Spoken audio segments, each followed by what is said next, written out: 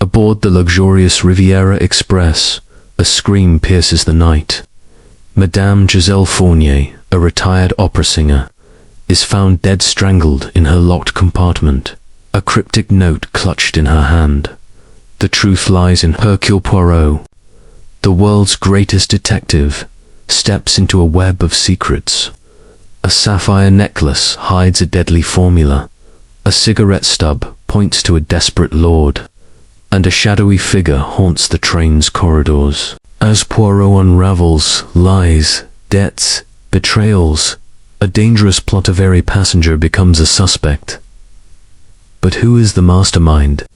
In the final moments, as the train reaches Nice, a chilling truth emerges, one that will leave you questioning. Who can you trust when murder rides the rails? Chapter 1. The departure. Hercule Poirot stood before the full-length mirror in his first-class compartment aboard the Riviera Express, his nimble fingers adjusting the impeccable curve of his moustache with the precision of a master craftsman.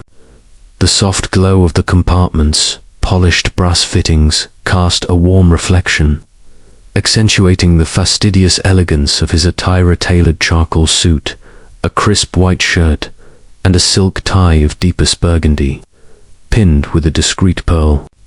His patent leather shoes gleamed, and his Homburg hat rested on the mahogany table beside a neatly folded copy of Le Figaro. The rhythmic clatter of the train's wheels, now pulling away from the bustling Gare de Lyon in Paris, promised a journey of unparalleled luxury to the sun-drenched shores of Nice. Yet, despite the opulence surrounding him, Poirot's dark, almond-shaped eyes betrayed a flicker of unease. The summons had come unexpectedly, penned in the elegant, if slightly tremulous, hand of Madame Giselle Fournier, a retired opera singer, whose performances at La Scala and the Paris Opera had once captivated Europe. Poirot had known her for nearly 2 decades, their acquaintance forged during a delicate matter involving a stolen libretto and a lovesick baritone. Her letter, delivered to his London flat just 3 days prior, was cryptic yet urgent. "Cher Hercule," she had written, "I implore you to join me on the Riviera Express. A matter of grave consequence demands your presence. I dare not say more until we meet."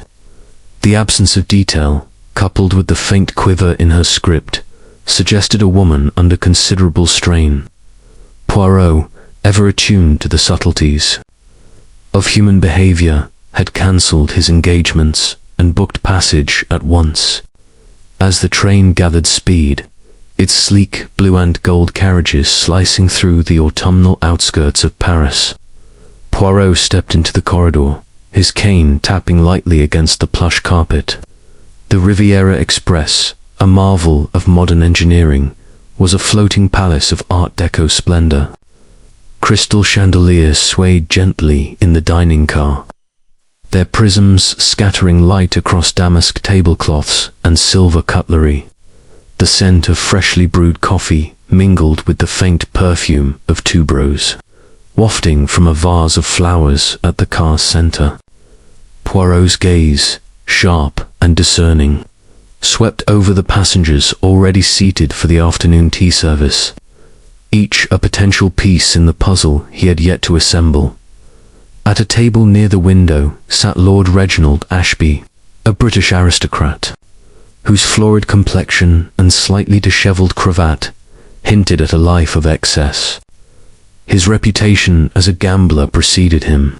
Poirot recalled a brief mention in the Times of Ashby's losses at Monte Carlo the previous season. Opposite him was Mademoiselle Claire Dubois, a young actress whose vivacious laughter and expressive gestures drew every eye. Her auburn curls, pinned with a sapphire comb, framed a face that promised both charm and mischief. Poirot noted the way her fingers toyed with a pearl necklace, a nervous habit that belied her outward confidence.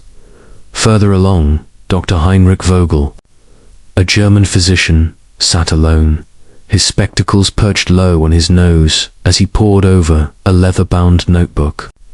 His gaunt frame and restless hands suggested a man preoccupied, perhaps haunted by his thoughts. Poirot's curiosity was piqued. The doctor's name was unfamiliar, yet his demeanor suggested a past more complex than his modest attire implied. At another table, Signor Antonio Rossi, an Italian art dealer, held court with a group of lesser passengers, his gold rings flashing as he gestured expansively. His garish waistcoat, embroidered with peacocks, clashed with the understated elegance of the car, but his booming voice carried an infectious charisma.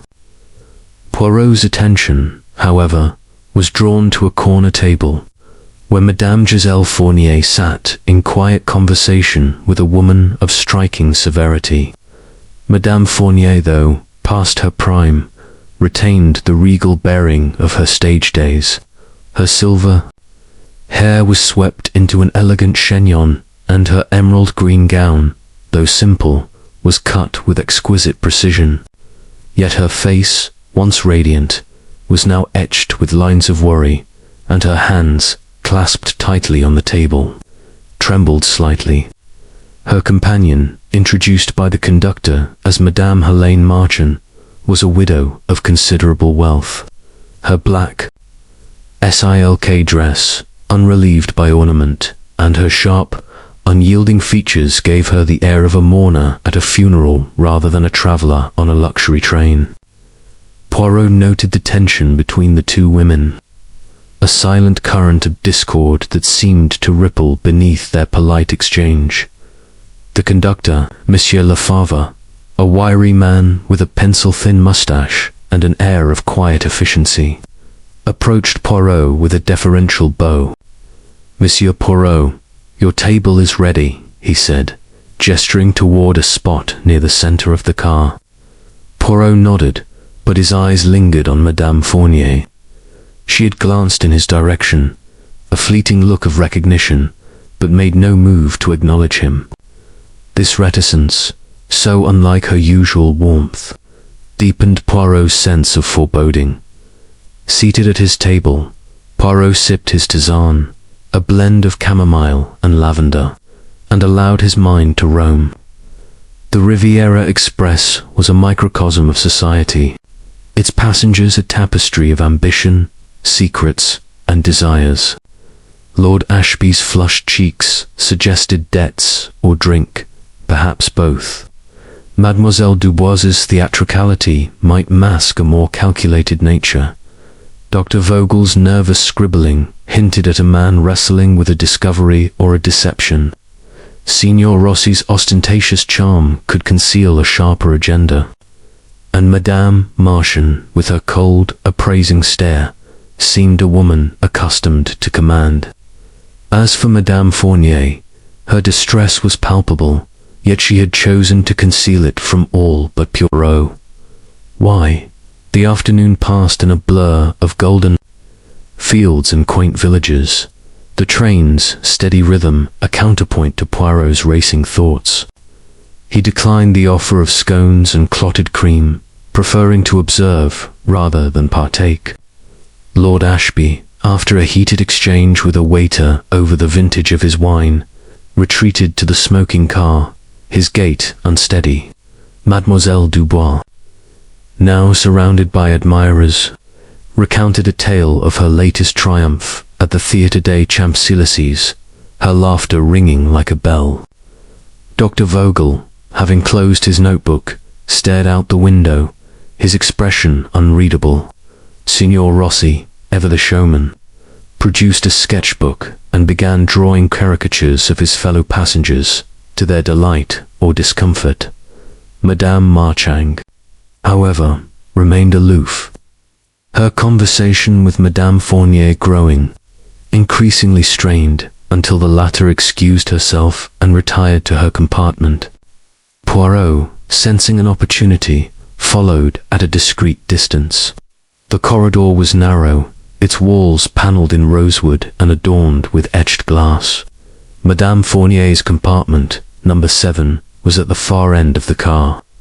as Poirot approached. He heard the soft click of a door closing, followed by the murmur of voices from within. He paused, his ear attuned to the cadence of the conversation, but the words were indistinct. A moment later, the door opened, and Madame Fournier emerged, her face pale. She started at the sight of Poirot, but quickly composed herself. "Mon cher Hercule," she said, her voice low and urgent. "I am so glad you are here. But we must not speak now. Tomorrow, after Lion, I will tell you everything. Promise me you will wait." Poirot inclined his head, his eyes searching hers. "Madame, you have my word. But if you are in danger, you must tell me at once." She shook her head, a faint smile touching her lips. "Not yet. I must be certain. Bonne nuit, Hercule." With that, she retreated into her compartment, the lock clicking firmly behind her. Poirot stood motionless, his mind turning over the encounter. Madame Fournier's fear was unmistakable, yet her refusal to confide suggested a deeper complexity. Was she protecting someone? Or was she herself entangled in a web she could not escape? Returning to the dining car, Poirot resumed his observations. The passengers, now dispersed, revealed new facets of their characters. Lord Ashby, back from the smoking car, was deep in conversation with Signor Rossi, their heads bent close together. Poirot caught the words collateral and Monte Carlo, suggesting a financial arrangement. Mademoiselle Dubois, now alone, stared into her champagne flute, her earlier vivacity replaced by a pensive air. Dr. Vogel had reopened his notebook, his pen scratching furiously. Madame Marching, seated near the car's entrance, watched the others with the intensity of a hawk, her gloved hands folded in her lap. As evening descended, the dining car transformed for the dinner service. The chandeliers dimmed, casting a golden glow over the tables, now set with porcelain and crystal. Poirot, dressed in his evening attire, a black dinner jacket and bow, took his place, his senses alert. The menu was a triumph of French cuisine. Consommé truffes, filet de sole à la Molière, and a bombe glacée for dessert. Yet the atmosphere was tinged with unease, as if the passengers sensed an undercurrent of tension. Poirot's table afforded a clear view of Madame Fournier, who had rejoined the company. She wore a sapphire necklace, its stones catching the light, and her demeanor was more composed, though her eyes darted nervously. Lord Ashby, seated nearby, raised his glass in a toast, his voice slurred. "To the Riviera, where fortunes are made and lost." The others joined in, but Poirot noted Madame Marchand's refusal to drink, her lips pressed into a thin line. Conversation ebbed and flowed, revealing fragments of the passengers' lives. Lord Ashby spoke of his estate in Kent, now mortgaged to the hilt.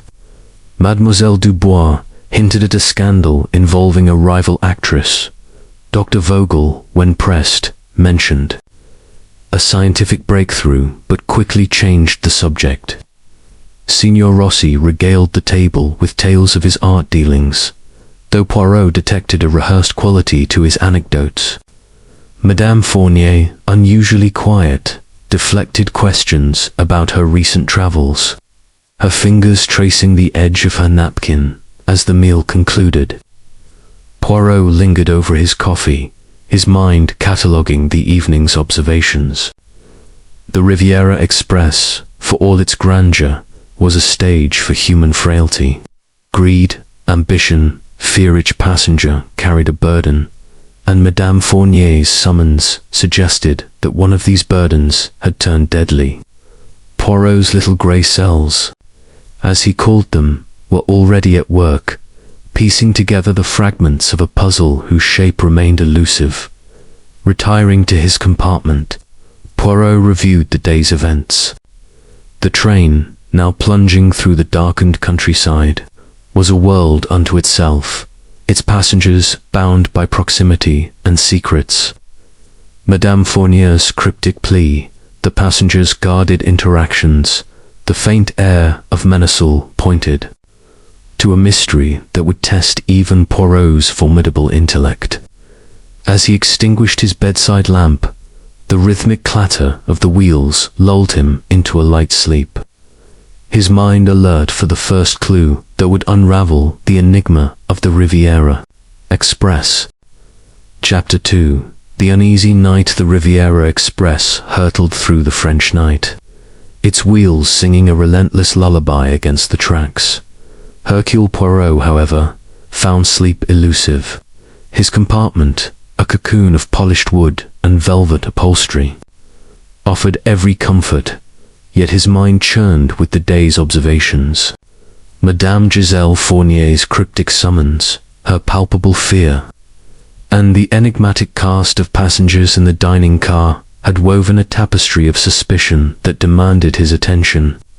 He lay on the crisp linen sheets, his eyes fixed on the ceiling, where shadows danced to the rhythm of the train's motion. The little grey cells, as he called them, were restless, sifting through the nuances of every glance. Every word. The clock on the mahogany bedside table showed 11:30 when Poirot rose, unable to quell his unease. He slipped into a silk dressing gown, its deep burgundy a match for his daytime elegance, and adjusted his nightcap with a practiced flick. A glass of eau de vie, poured from a decanter provided by the attentive Monsieur Lefebvre, steadied his nerves. The conductor had assured him that all was well, but Poirot's instincts, honed by years of unraveling human deceit, told him otherwise. He opened his compartment door and stepped into the corridor, the plush carpet muffling his footsteps. The first-class carriage was silent, save for the faint creak of wood and the distant clink of glasses from the dining car, where a few passengers lingered over late-night brandies. The corridor's etched glass panels reflected the soft glow of wall sconces, casting a golden haze. Poirot moved with purpose, his cane a silent companion, toward Madame Fournier's compartment at the far end of the car.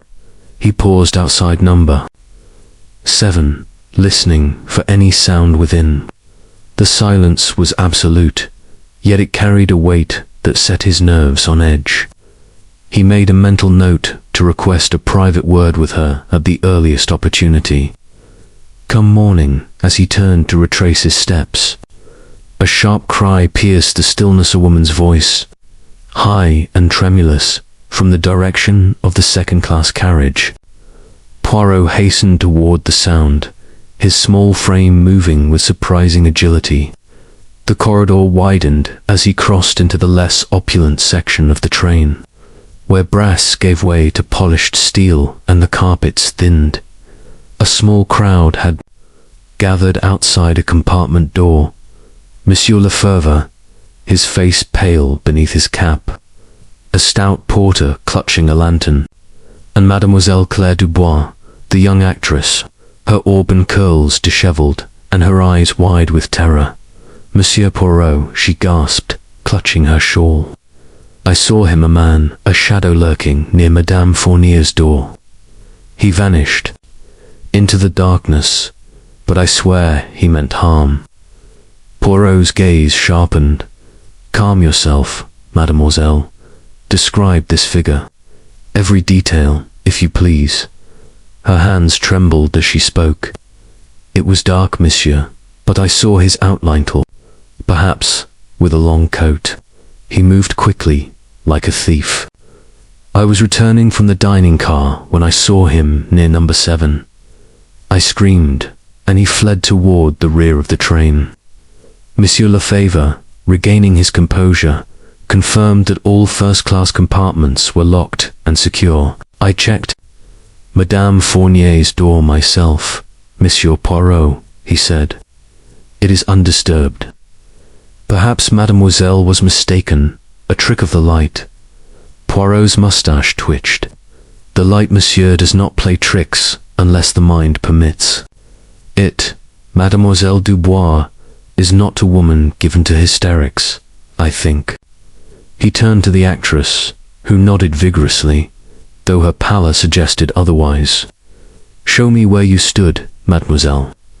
She led him to the junction of the first and second class carriages, pointing to a spot where the corridor curved slightly.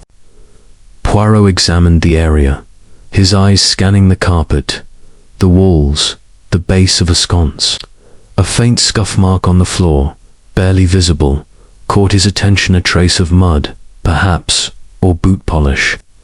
He knelt, his fingers brushing the mark, and noted its direction toward the rear of the train. "Interesting," he murmured, rising. "Monsieur Lefebvre ensured this area is not disturbed. I may wish to examine it again." The conductor nodded, dispatching the porter to stand guard. Poirot escorted Mademoiselle Dubois to her compartment, number 12, noting her agitation. "You must rest, mademoiselle," he said gently. "But tell me, why were you near Madame Fournier's compartment at such an hour?" She hesitated, her fingers twisting the pearl necklace at her throat. I couldn't sleep, monsieur. The train, the excitement, it unsettles me. I thought a walk might help, and I passed by her door on my way back." Poirot's eyes narrowed, but he smiled reassuringly. "Very well, lock your door, and fear not. Hercule Poirot is on the case." Returning to the first-class carriage, Poirot paused outside each compartment, listening for any sound. Lord Reginald Ashby's snores rumbled faintly from number 5. Dr. Heinrich Vogel's compartment, number 9, was silent, though a sliver of light beneath the door suggested he was awake. Signor Antonio Rossi, in number 6, muttered in Italian, perhaps in his sleep. Madame Helene Marchand's compartment, number 8, was as quiet as a tomb. Poirot lingered longest outside Madame Fournier's door, but no sound emerged. He considered knocking, but decided against it. Her plea for delay until morning weighed heavily on him. Back in his own compartment, Poirot sat at the small writing desk, his notebook open. He sketched a diagram of the first-class carriage, marking each passenger's compartment and the path Mademoiselle Dubois had described. The scuff mark intrigued him, a small clue, but significant. It suggested someone had indeed been in the corridor, perhaps with intent. But who and why Madame Fournier? His thoughts were interrupted by a faint tapping at his door. He opened it to find Monsieur Lefebvre, his expression grave. "Monsieur Poirot, forgive the intrusion. One of the stewards found this in the dining car, tucked beneath a table." He held out a small object, a cigarette case, silver, engraved with the initials R.A., Reginald Ashby. Poirot turned the case over in his hands, noting its weight, and the faint scent of Turkish tobacco, beneath whose table, Monsieur, Lord Ashby's, Monsieur. But he left the dining car hours ago. "It's strange, Nan."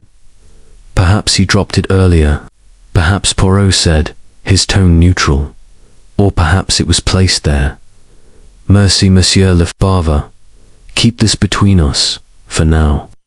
The conductor departed, and Poirot examined the case under the light of his desk lamp.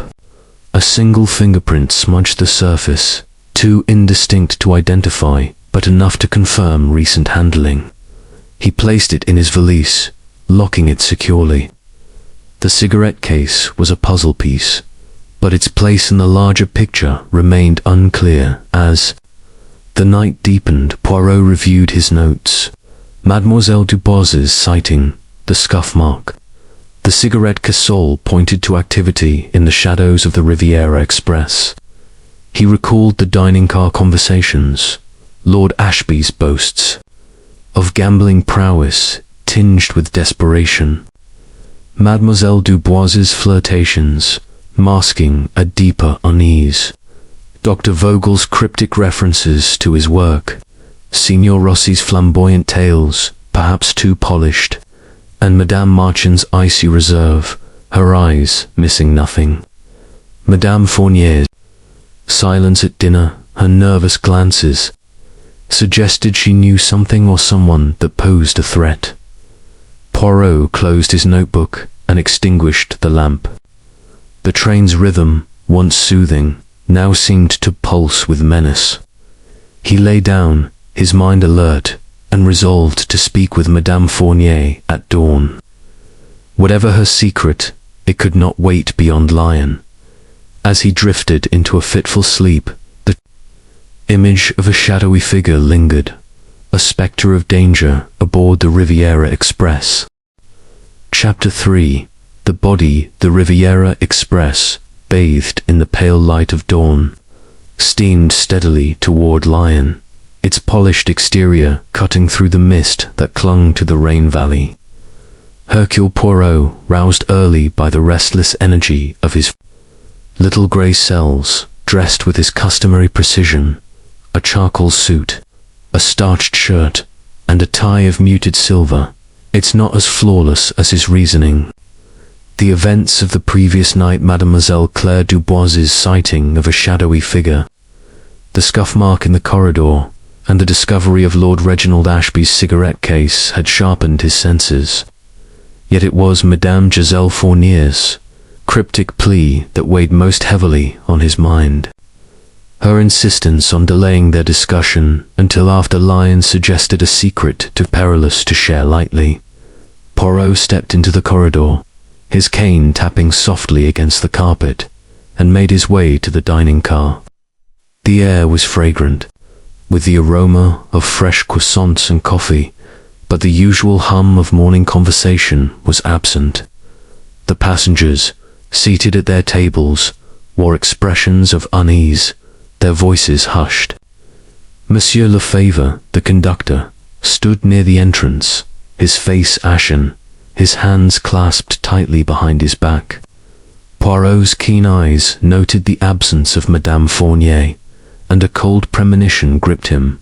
Monsieur Lefebvre, Poirot said, his voice low but commanding, "Where is Madame Fournier?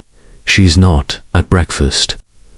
The conductor hesitated, his eyes darting toward the first-class carriage. "Monsieur Poirot, there has been an incident. I was about to fetch you. Madame Fournier, she is dead." The words struck Poirot like a physical blow, though his composure remained unbroken. "Dead? How? Take me to her at once." Monsieur Lefebvre led him to compartment number 7, where a small crowd had gathered, the stout porter from the previous night, a steward wringing his hands, and Mademoiselle Dubois, her face pale beneath her rouge. The door to the compartment was ajar, and Poirot stepped inside, his senses alert. The sight that greeted him was both tragic and meticulous, a tableau frozen in time. Madame Giselle Fournier lay on her berth, her body arranged with an almost theatrical precision. Her silver hair, loosened from its chignon, fanned across the pillow, and her emerald green gown was unruffled, as if she had lain down to rest. Around her neck, however, was a silk scarf, its delicate floral pattern incongruous with the grim purpose it had served. The scarf was knotted tightly, its ends trailing across her chest. Her face, though serene in death, bore the faint imprint of terror, her eyes half open, staring at nothing. A half-empty vial of laudanum rested on the floor beside the berth, its stopper missing. In her right hand, clutched with a rigor that suggested a final act of defiance, was a torn scrap of paper, the ink smudged but legible. "The truth lies in." Poirot's gaze swept the compartment. The window was slightly ajar, admitting a chill breeze that stirred the curtains. The lock on the door was intact, with no signs of tampering. A small traveling case stood in the corner, its contents undisturbed. A few gowns, a jewelry box, and a leather-bound diary. The air carried a faint scent of tuberose, perhaps from Madame Fournier's perfume, mingled with the acrid tents of the laudanum. Poirot knelt beside the body, his gloved fingers examining the scarf without disturbing it. The embroidery, intricate and distinctive, featured a pattern of orchids and lilies, a design he had not seen among her possessions. "Curio," he murmured, his mustache twitching. He turned to the scrap of paper, holding it to the light. The words were written in Madame Fournier's elegant hand, but the tear suggested haste or struggle. The rest of the note was missing, perhaps destroyed or taken. Poirot slipped the fragment into an envelope, sealing it carefully. The laudanum vial, he noted, bore no label, an unusual oversight for a woman as meticulous as Madame Fournier.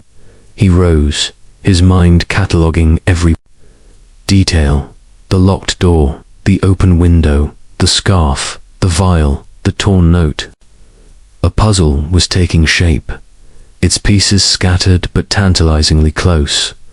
"Monsieur Lefebvre," Poirot said, turning to the conductor, "when was Madame Fournier last seen alive?"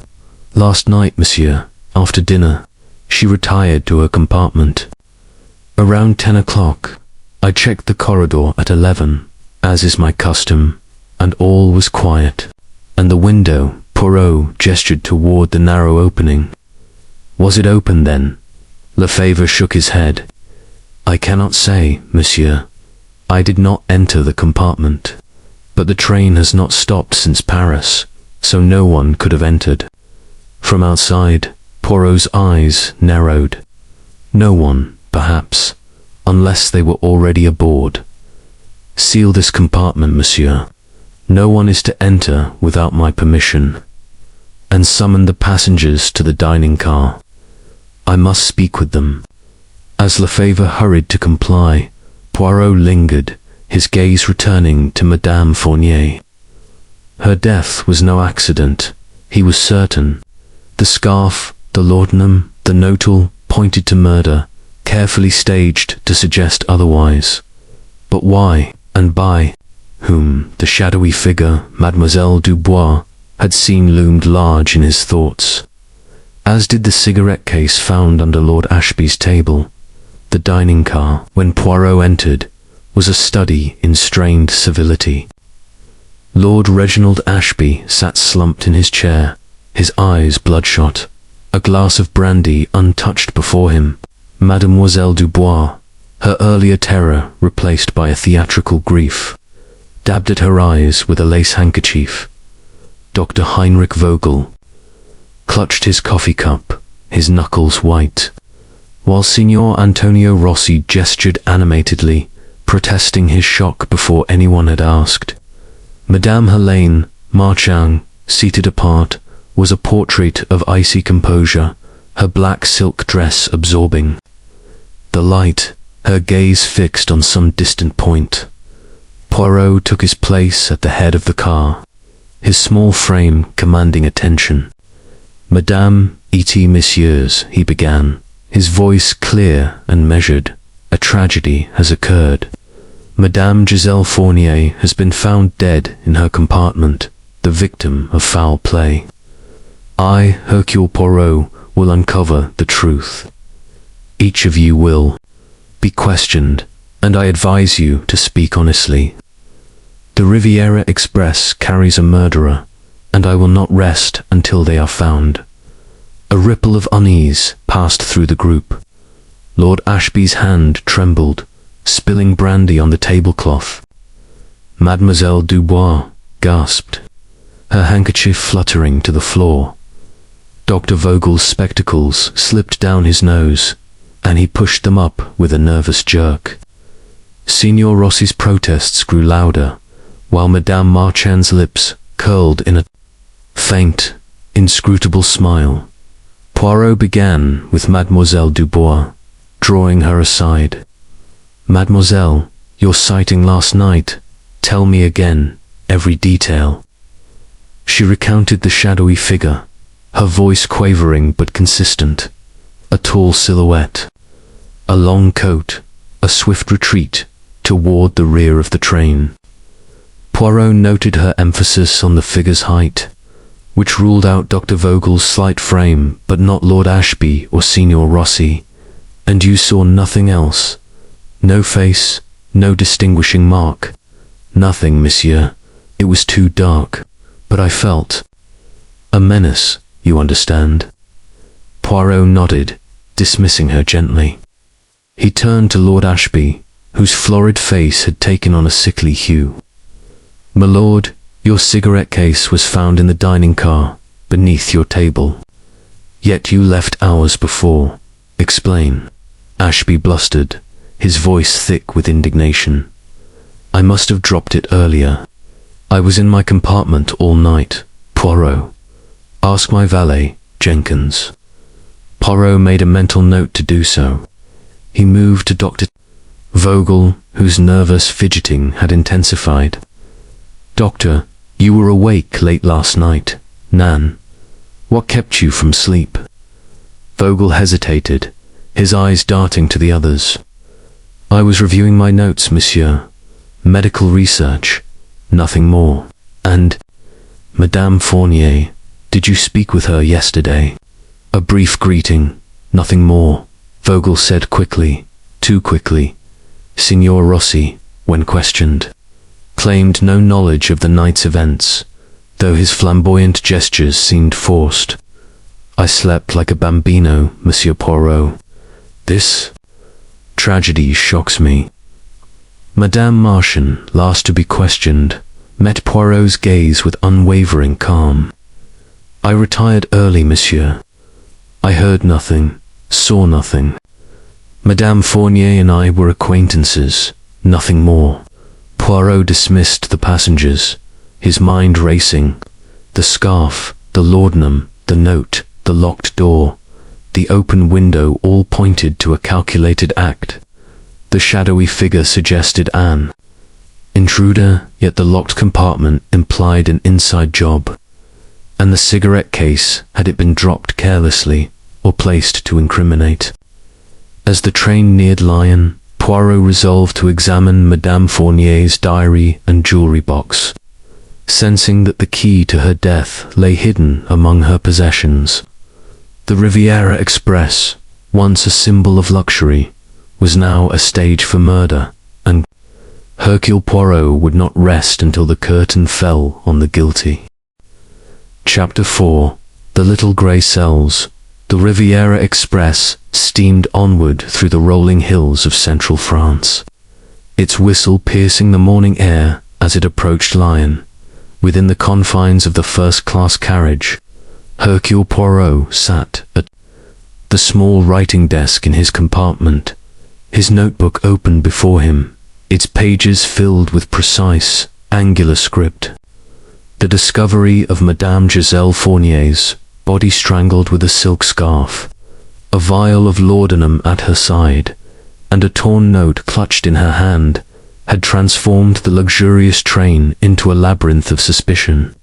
Poirot's little grey cells, as he affectionately called his formidable intellect, were now fully engaged, sifting through the mosaic of clues and contradictions that defined the case.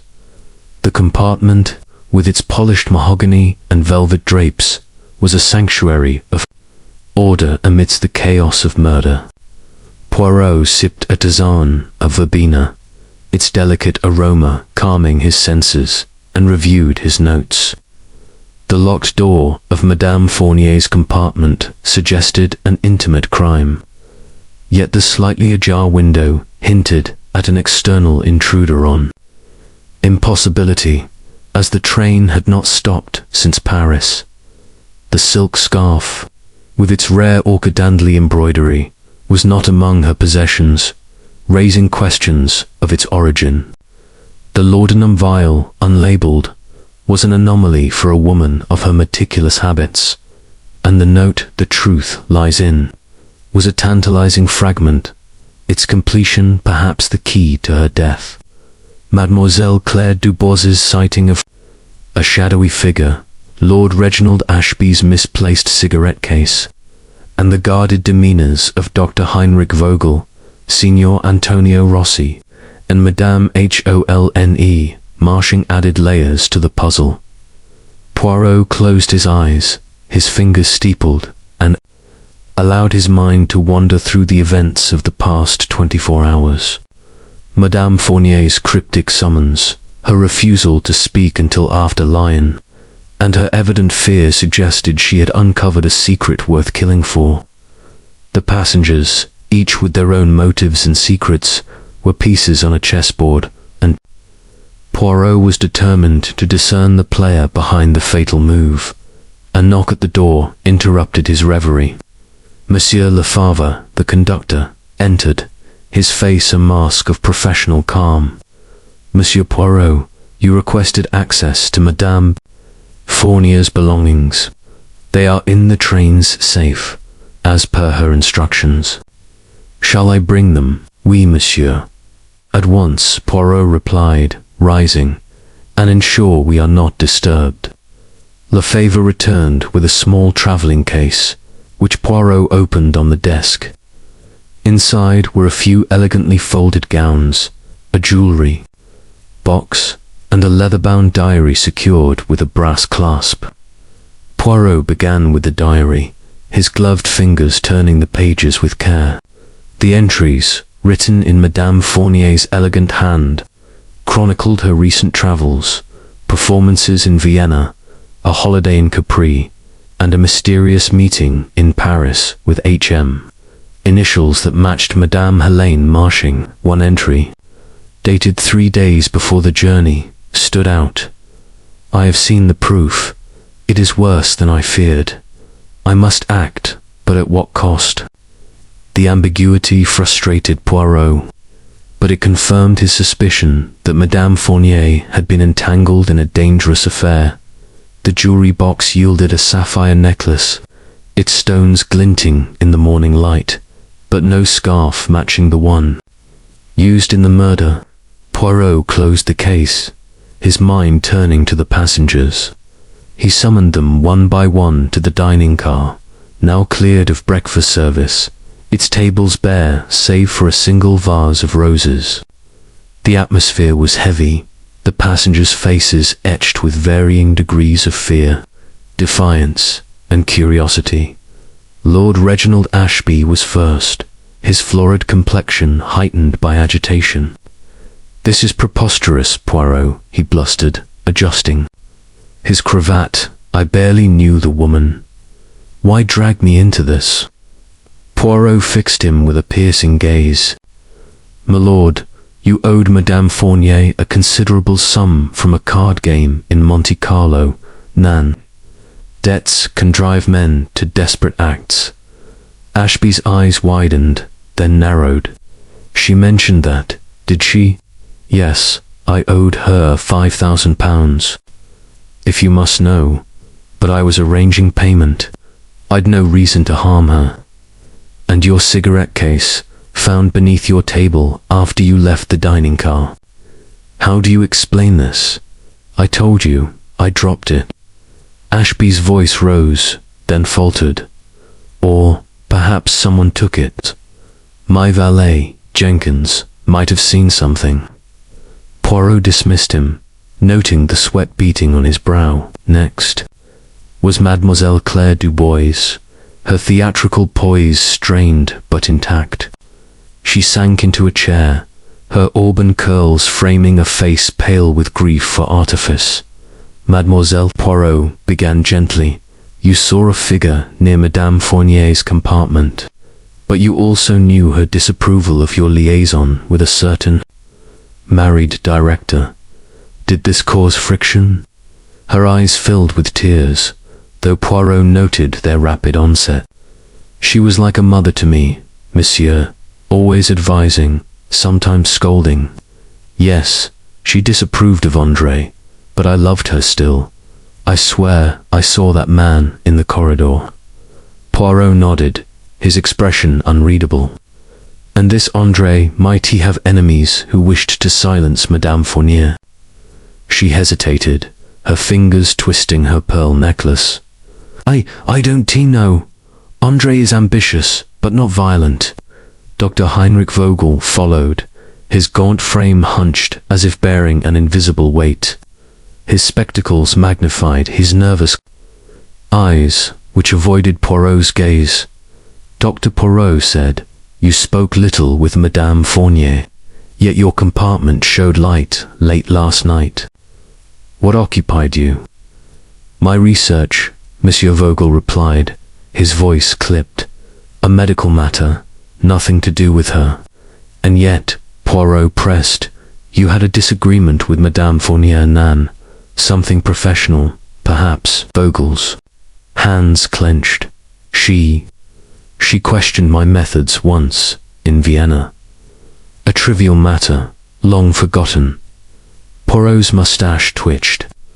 The doctor's evasiveness was telling, but he lacked evidence to probe further. Signor Antonio Rossi entered. Next, his peacock waistcoat, a jarring note in the somber car. His gestures were expansive, but his eyes darted nervously. "Signor Rossi," Poirot said, "you discussed a rare painting with Madame Fournier. Was this transaction entirely above board?" Rossi laughed, a forced sound. "Of course, monsieur. She owned a Caravaggio, a small piece, but exquisite. I offered to broker a sale, that's all. And the scarf used to strangle Hert's embroidery resembles designs from your native Italy. A coincidence." Rossi paled, his rings glinting as he waved a hand. "Scarves. I deal in art, not fabric. You accuse me unjustly." Poirot dismissed him, his mind noting Rossi's glance toward Madame Marchon, who sat awaiting her turn. She rose with the grace of a panther, her black silk dress rustling softly. Her face was a mask, her eyes cold and unyielding. "Madame Marchon," Poirot said, "you and Madame Fournier were acquaintances from Paris society. Yet your conversation at dinner was strained. Why?" Her lips curved in a faint smile. "We had differing views on certain matters, monsieur. Nothing more. I retired early and heard nothing of this tragedy. And your movements last night, can anyone confirm them?" "I was alone," she replied, her voice steady. "As a widow, I value my solitude." Poirot thanked her, his mind racing. Each passenger had a connection to Madame Fournier, however tenuous, and each had something to hide. Ashby's debts, Dubois's scandal, Vogel's past, Rossi's dealings, Marchon's secrecy, all were threads in a web whose center was the murdered woman. Returning to his compartment, Poirot reopened his notebook, sketching a timeline of the night's events. Mademoiselle Dubois's sighting at midnight suggested the killer had been active, but the locked door complicated matters. The laudanum hinted at an attempt to stage a suicide, yet the scarf's brutality contradicted this. The note, "The truth lies in," suggested Madame Fournier had died protecting a secret, perhaps related to the diary's proof. Poirot's thoughts turned to the scarf. Its unique embroidery was a clue, perhaps traceable to Rossi or another. The laudanum, too, warranted scrutiny. Its source might reveal the killer's access to such a substance.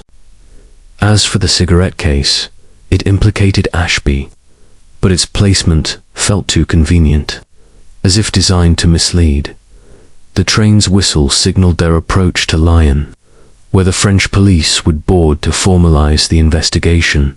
Poirot, however, knew the truth lay within the Riviera Express, in the hearts and minds of its passengers. He closed his notebook, his little grey cells humming with purpose. The murderer, he sensed, was close, their mask of innocence fraying under the weight of their crime. Hercule Poirot would peel away that mask, layer by layer, until the truth stood revealed. Chapter 5. The Scarves. Secret. The Riviera Express.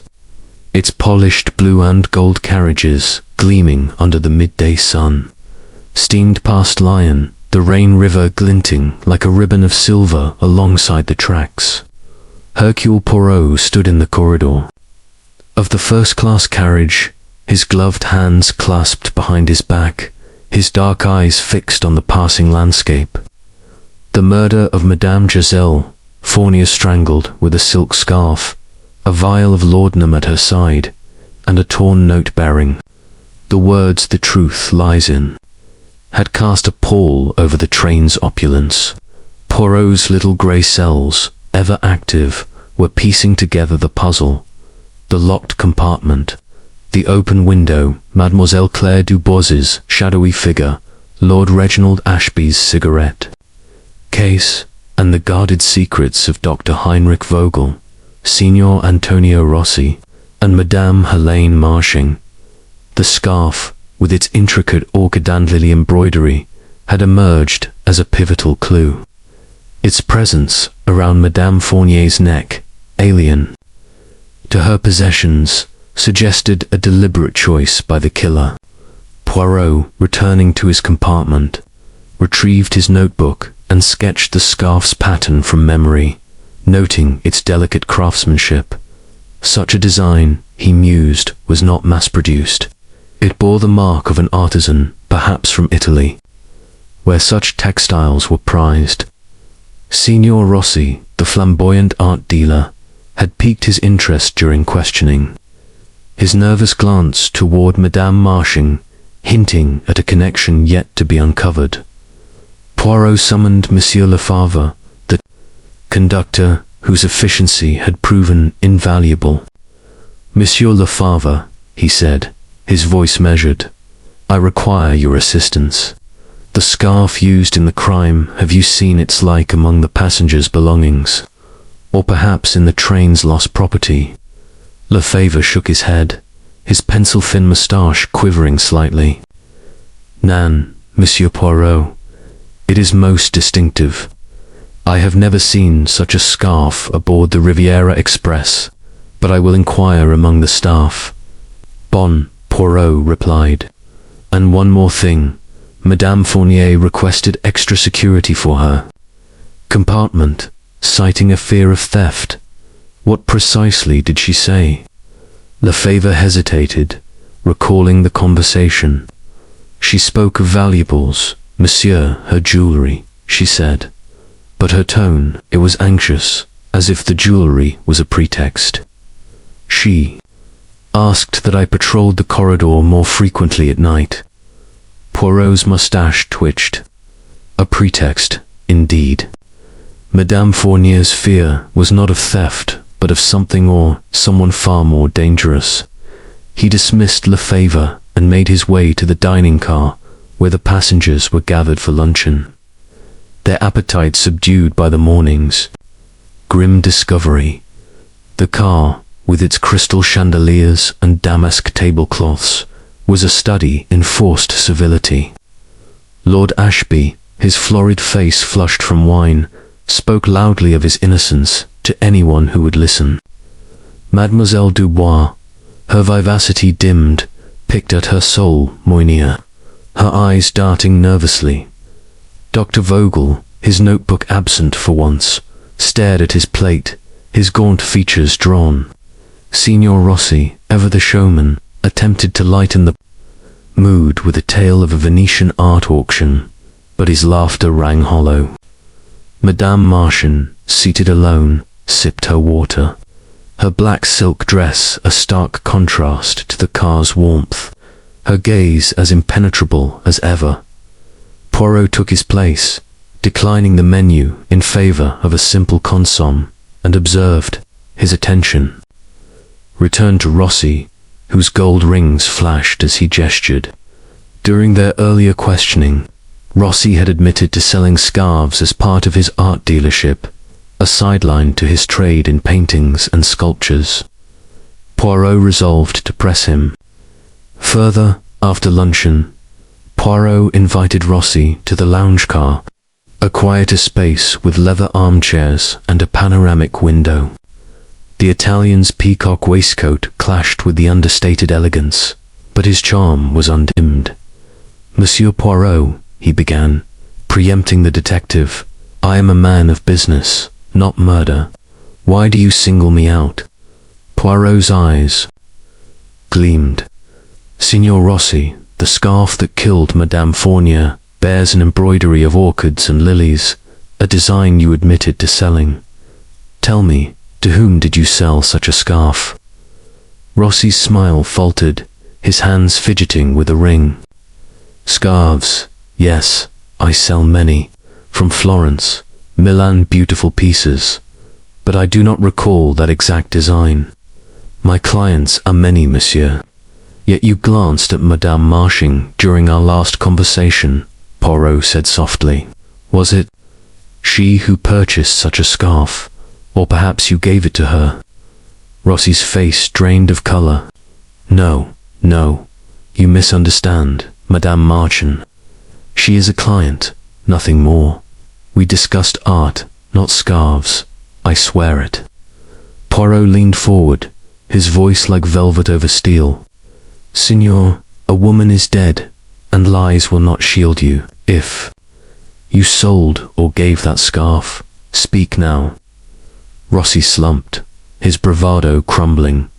"Very well, I sent a scarf to Madame Marching as a gift, months ago. It was from a Florentine weaver, a small token for her patronage, but I do not know if it was the same. She never mentioned it." Poirot's mind raced. A scarf from Rossi to Marching, a tangible link. But was it the murder weapon? He dismissed Rossi, warning him to remain silent, and sought out Madame Marching.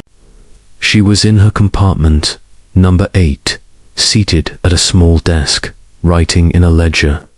Her black silk dress absorbed the light, and her face, when she looked up, was a mask of cold courtesy. Madame Poirot began, "Signor Rossi has confessed to sending you a Florentine scarf, embroidered with orchids and lilies. Where is this scarf now?" Her eyes narrowed, but her composure held. "I received no such gift, monsieur. Rossi is mistaken, or lying. I have no scarf of that description." And yet Poirot pressed, "You and Madame Fournier were at odds. Your conversation at dinner was strained. Did she know something that threatened you?" Madame Marching's lips curled faintly. "You overreach, Monsieur Poirot.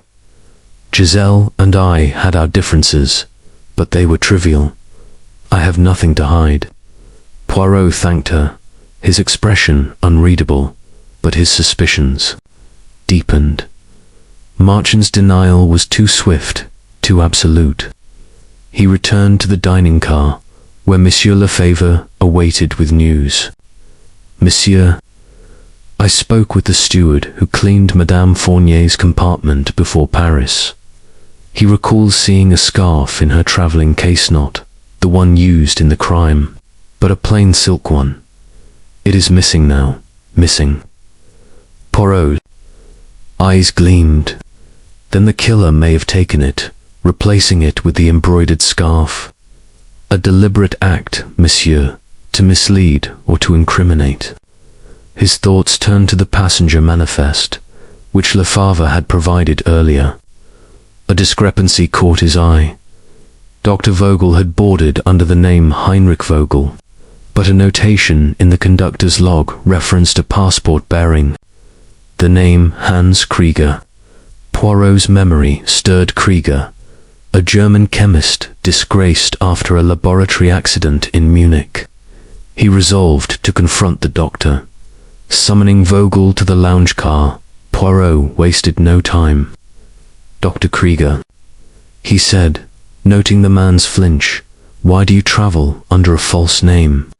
And what was your true connection to Madame Fournier?" Vogel's spectacles slipped, and he pushed them up with trembling fingers. I am Vogel now, Krieger is dead, a name left behind after an error. Madame Fournier knew me in Vienna. Yes, but only as a colleague. She had no reason to harm me, and you, her. Poirot's voice was soft, but piercing. She questioned your methods, you said. Was this error in Munich something she could expose? Vogel's face crumpled. She knew of the accident of fire, lives lost. She threatened to tell the authorities unless I helped her, but I refused. I swear I did not kill her. Poirot dismissed him, his mind cataloguing the revelation. Krieger's past gave him motive, but his fear seemed genuine. The scarf, however, remained the focal point. Its link to Rossi, and possibly Martian, suggested a conspiracy, but the missing plain scarf hinted at a deeper deception. Was the embroidered scarf a plant meant to divert suspicion? And if so, who had access to Madame Fournier's compartment? As the train plunged toward the Riviera, Poirot sketched a new diagram in his notebook. The scarf's journey from Florence to the train, its possible owners, and its role in the murder. The little grey cells hummed with purpose. The secret of the scarf was unraveling, and with it, the identity of the killer aboard the Riviera Express. Chapter 6. A motive emerges the Riviera Express. Its sleek carriages, slicing through the sunlit vineyards of southern France, bore an air of deceptive tranquility as it sped toward Avignon. Hercule Poirot, seated in his compartment, pored over his notebook, the pages now dense with diagrams and annotations. The murder of Madame Giselle Fournier strangled with an embroidered silk scarf, a vial of laudanum at her side, and a torn note clutched in her hand had revealed a tapestry of motives among the passengers.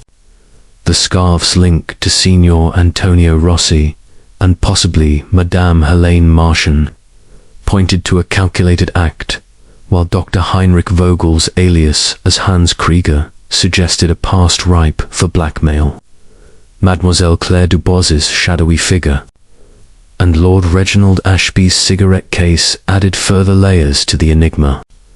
Poirot's little grey cells, humming with purpose, were beginning to discern a pattern, a motive that tied the clues together.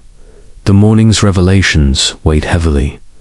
Dr. Vogel, or rather Krieger, had admitted to a disgrace in Munich laboratory fire that claimed lives and Madame Fournier's threat to expose him unless he aided her in a mysterious project.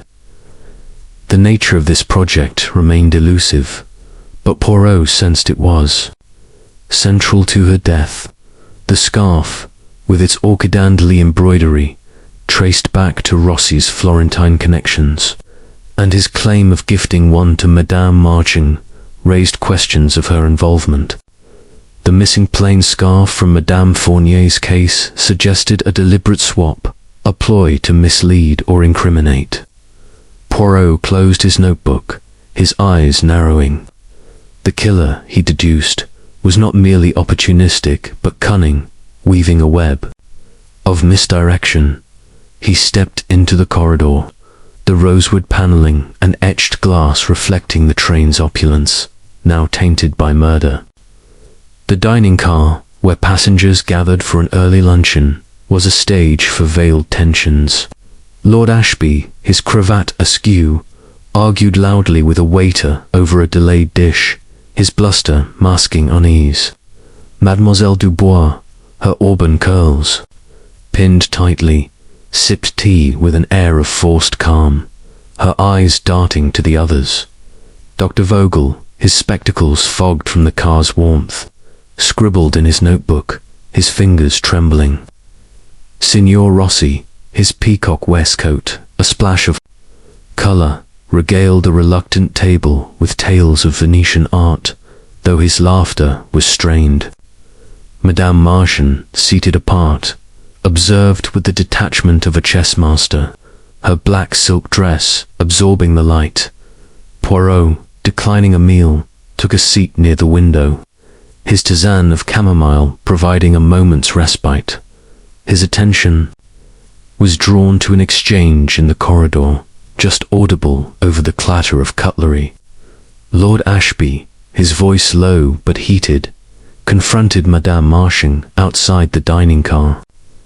"You promised, Helene," he hissed. "That investment was to save me. Now look at the mess we're in." Madame Marchand's reply was icy, her words sharp as a blade. "You'll pay for your folly, Reginald. Do not drag me into your ruin." She turned away, leaving Ashby red-faced and stammering. Poirot's mustache twitched. An investment, a shared venture here, was a thread worth pulling.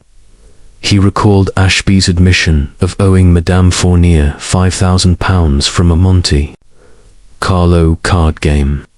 Was this debt linked to Marchand's investment? And did Madame Fournier's knowledge of their affairs make her a threat? Poirot resolved to confront Krieger again, his confession hinting at a deeper connection to the victim. He found the doctor in the lounge car, a quieter space with leather armchairs and a view of the passing countryside. Krieger sat alone, his notebook closed, his gaunt face etched with fatigue. Poirot took the opposite chair, his small frame radiating authority. "Dr. Krieger," he began, his voice soft but unyielding. "You spoke of a project Madame Fournier demanded your assistance with. What was its nature? Speak plainly, for your reticence serves you ill." Krieger's spectacles slipped, and he pushed them up with a trembling hand.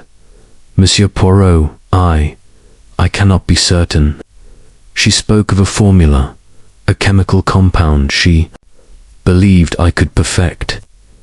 "It was dangerous," she said, "but lucrative. I refused. I wanted no part in it after Munich." "A formula?" Poirot's eyes gleamed. "And did she say who else knew of this?" Krieger hesitated, his voice barely a whisper. "She mentioned a partner, someone powerful, with connections. She would not name them, but she feared their wrath." Poirot leaned forward. "And this fear, did it drive her to summon me?" "I believe so," Krieger admitted. "She said she needed a man of discretion, someone to protect her. But I swear I did not kill her. I am a scientist, not a murderer." Poirot dismissed him, his mind racing. A dangerous formula, a powerful partner. Madame Fournier had stumbled into a nest of vipers.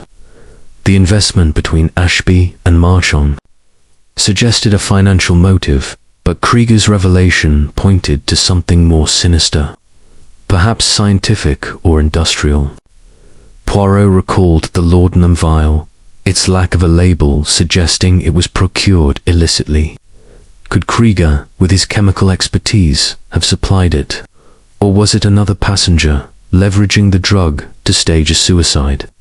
Returning to the dining car, Poirot observed the passengers anew. Ashby, now subdued, avoided Marchand's gaze. Mademoiselle Dubois, her composure fraying, excused herself abruptly, citing a headache. Rossi, sensing scrutiny, grew quieter, his rings glinting as he toyed with a napkin. Marching, ever aloof, met Poirot's eyes briefly, her expression unreadable. Poirot summoned Monsieur Lefebvre, who approached with a deferential bow. "Monsieur, have you learned more of the scarf's origin?" Poirot asked. "Not yet, monsieur," Lefebvre replied, "but I found this in the steward's log."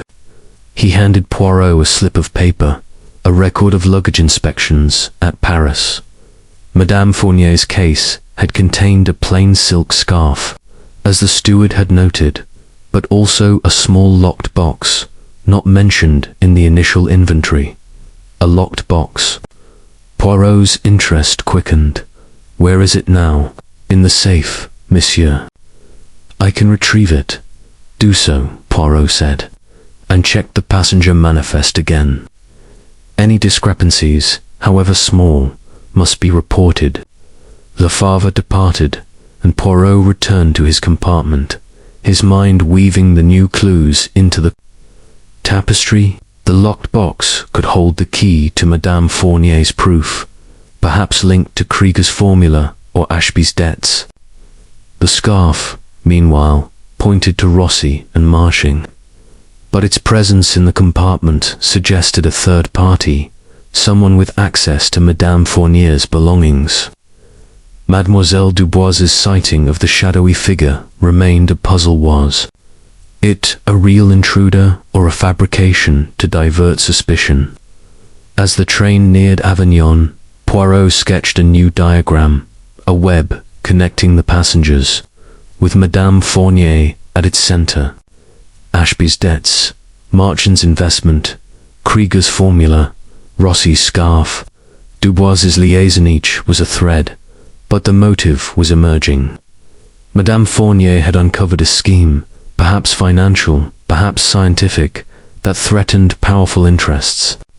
Her death was not a crime of passion, but of calculation, designed to silence her forever. Poirot closed his notebook, his little grey cells alight with clarity. The Riviera Express, a microcosm of human ambition and deceit, held a killer whose mask was slipping. The locked box, the scarf, the formula were pieces of a puzzle that Hercule Poirot was determined to solve before the train reached Nice. Chapter 7. The torn note. The Riviera Express, its gleaming carriages threading through the sun-drenched hills of Provence, carried an undercurrent of dread as it approached Aix-en-Provence. Hercule Poirot, seated at the small desk in his first-class compartment, turned the torn scrap of paper over in his gloved hands. Its smudged ink a silent accusation. The truth lies in the murder of Madame Giselle Fournier, strangled with an embroidered silk scarf, a vial of laudanum at her side. And this incomplete note, clutched in her hand, had woven a complex web of motives among the passengers. Lord Reginald Ashby's debts, Madame Helene Marchand's icy control, Dr. Hans Krieger's disgraced past, Signor Antonio Rossi's dubious dealings, and Mademoiselle Claire Dubois's shadowy figure, all pointed to a conspiracy rooted in secrets Madame Fournier had died to protect. Poirot's little grey cells, now humming with intensity, sought the missing piece of the note, the key to unraveling the killer's identity. The note, torn jaggedly, suggested a struggle or haste, yet its words were deliberate, penned in Madame Fournier's elegant script. Poirot placed it under the desk lamp, its light revealing faint creases where the paper had been folded. The ink, though smudged, was fresh, suggesting it was written shortly before her death. The phrase, "the truth lies in," tantalized him. What truth, and where? He recalled the locked box mentioned in the steward's log, still unexamined, in the train's safe, and resolved to inspect it immediately. Summoning Monsieur Lefebvre, the conductor, Poirot instructed him to bring the box and Madame Fournier's jewelry case, which had been stored for safekeeping. Lefebvre, his face etched with strain, complied swiftly, returning with a small steel box, its lock intricate, and the familiar jewelry case. Poirot dismissed him, ensuring privacy, and turned his attention to the box. Its mechanism resisted his initial efforts, but a jeweler's loop from his valise revealed a hidden catch. With a soft click, the lid opened, revealing a velvet lining and a single item, a sapphire necklace, its stones a deep, mesmerizing blue, nestled in a padded compartment. Poirot's breath caught. The necklace was identical to the one he had seen in Madame Fournier's jewelry box, yet this one bore a subtle differencer pendant with a concealed hinge. His nimble fingers pressed the clasp, and the pendant opened to reveal a tiny microfilm, no larger than a postage stamp. Poirot held it to the light, his loupe magnifying its contents. A series of chemical formulas, written in a precise, unfamiliar hand, alongside cryptic notations in German. The implications were immediate. Dr. Krieger, the disgraced chemist, had spoken of a dangerous formula Madame Fournier sought his help with. Was this the proof she feared, the secret that cost her life? He turned to the jewelry case, confirming that the original necklace lacked the hidden compartment. The presence of two necklaces, one a decoy, the other a repository of secrets. Madame Fournier's cunning. She had hidden the microfilm in plain sight, perhaps anticipating danger. Poirot slipped the microfilm into a sealed envelope, locking it in his valise, and returned to the torn note. The phrase "the truth lies in" now took on new meaning. "The sapphire," he murmured, completing the sentence in his mind. The note was no mere clue, but a dying message, pointing to the necklace and its hidden truth. Poirot made his way to the dining car, where the passengers, subdued by the weight of suspicion, picked at a late luncheon of coq au vin and glazed vegetables. The chandeliers cast a soft glow, but the atmosphere was heavy, each glance laden with mistrust. Lord Ashby, his florid face blotched, sipped wine with a trembling hand. Mademoiselle Dubois, her auburn curls pinned tightly, stared out the window, her earlier vivacity extinguished. Dr. Krieger, his spectacles fogged, clutched his coffee cup, his eyes avoiding Poirot's. Signor Rossi, his peacock waistcoat muted by a sombre jacket, spoke little, his rings glinting as he toyed with a spoon. Madame Martian, ever aloof in her black silk, observed the others with a predator's calm. Poirot approached Krieger, drawing him to a quiet corner of the car. "Dr. Krieger," he said, his voice low and piercing, "I have found a microfilm hidden in a sapphire necklace belonging to Madame Fournier. It contains chemical formulas. Formulas, I presume, explain." Krieger's face drained of color, his hands shaking so violently that coffee splashed onto the tablecloth. "Monsieur Poirot, I did not know she had it. Those formulas, they are mine, yes, from Munich. A compound, volatile, dangerous. I thought it destroyed after the accident. She must have stolen it. And this compound," Poirot pressed, "what was its purpose?" Krieger swallowed hard. "It was an experiment meant for industrial use, but it could be weaponized in the wrong hands. She wanted me to refine it, to make it stable. I refused. I could not risk another disaster. And who else knew of this?" Poirot's eyes bored into him. "She spoke of a buyer," Krieger whispered. "Someone wealthy, connected. She would not say who, but she feared them. She said they would kill to possess it." Poirot dismissed him, his mind racing. The microfilm confirmed Madame Fournier's role as a guardian of a dangerous secret, one that linked Krieger's past to a potential buyer among the passengers. He recalled Lord Ashby's heated exchange with Madame Martian about a failed investment. Could it be tied to the formula sale? And Rossi's scarf, possibly gifted to Martian, suggested a deeper alliance. Poirot sought out the conductor, who was overseeing the clearing of tables. "Monsieur Lefebvre, the passenger manifest. Have you found any further discrepancies?" Lefebvre nodded, producing a small ledger. "One matter, monsieur. Madame Martian's ticket was booked under an alias Madame Claire Lefebvre, but her passport confirms her identity. It is unusual, but not illegal." Poirot's mustache twitched. An alias and other thread in the web.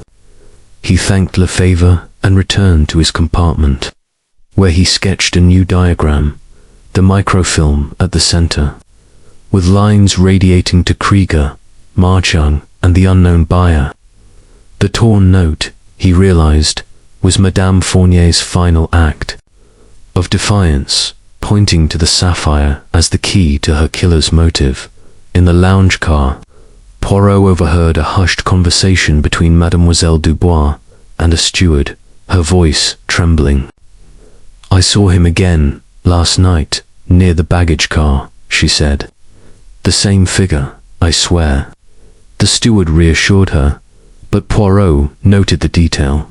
The baggage car, at the train's rear, was where the shadowy figure had fled, according to her earlier account. Was it a coincidence, or was Dubois playing a deeper game? As the train neared Aix-en-Provence, Poirot's thoughts crystallized. The microfilms, formulas, Krieger's expertise, Marchand's alias, Ashby's debts, Rossi's scarf, and Dubois's sightings formed a pattern, a scheme of greed and betrayal, with Madame Fournier as its unwitting victim.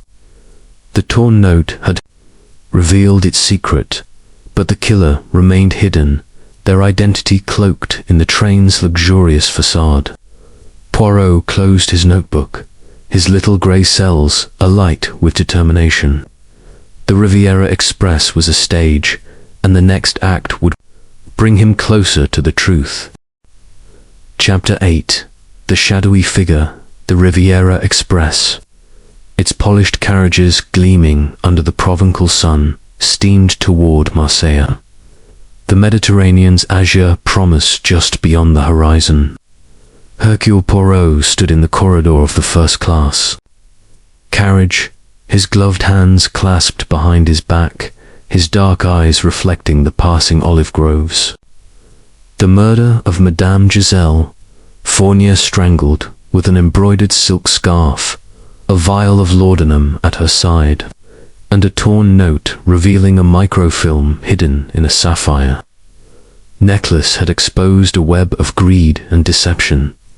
Dr. Hans chemical formulas, Lord Reginald Ashby's debts, Madame Helene, Marchand Soleil's, Signor Antonio Rossi's scarf, and Mademoiselle Claire Dubois's repeated sightings of a shadowy figure wove a complex tapestry.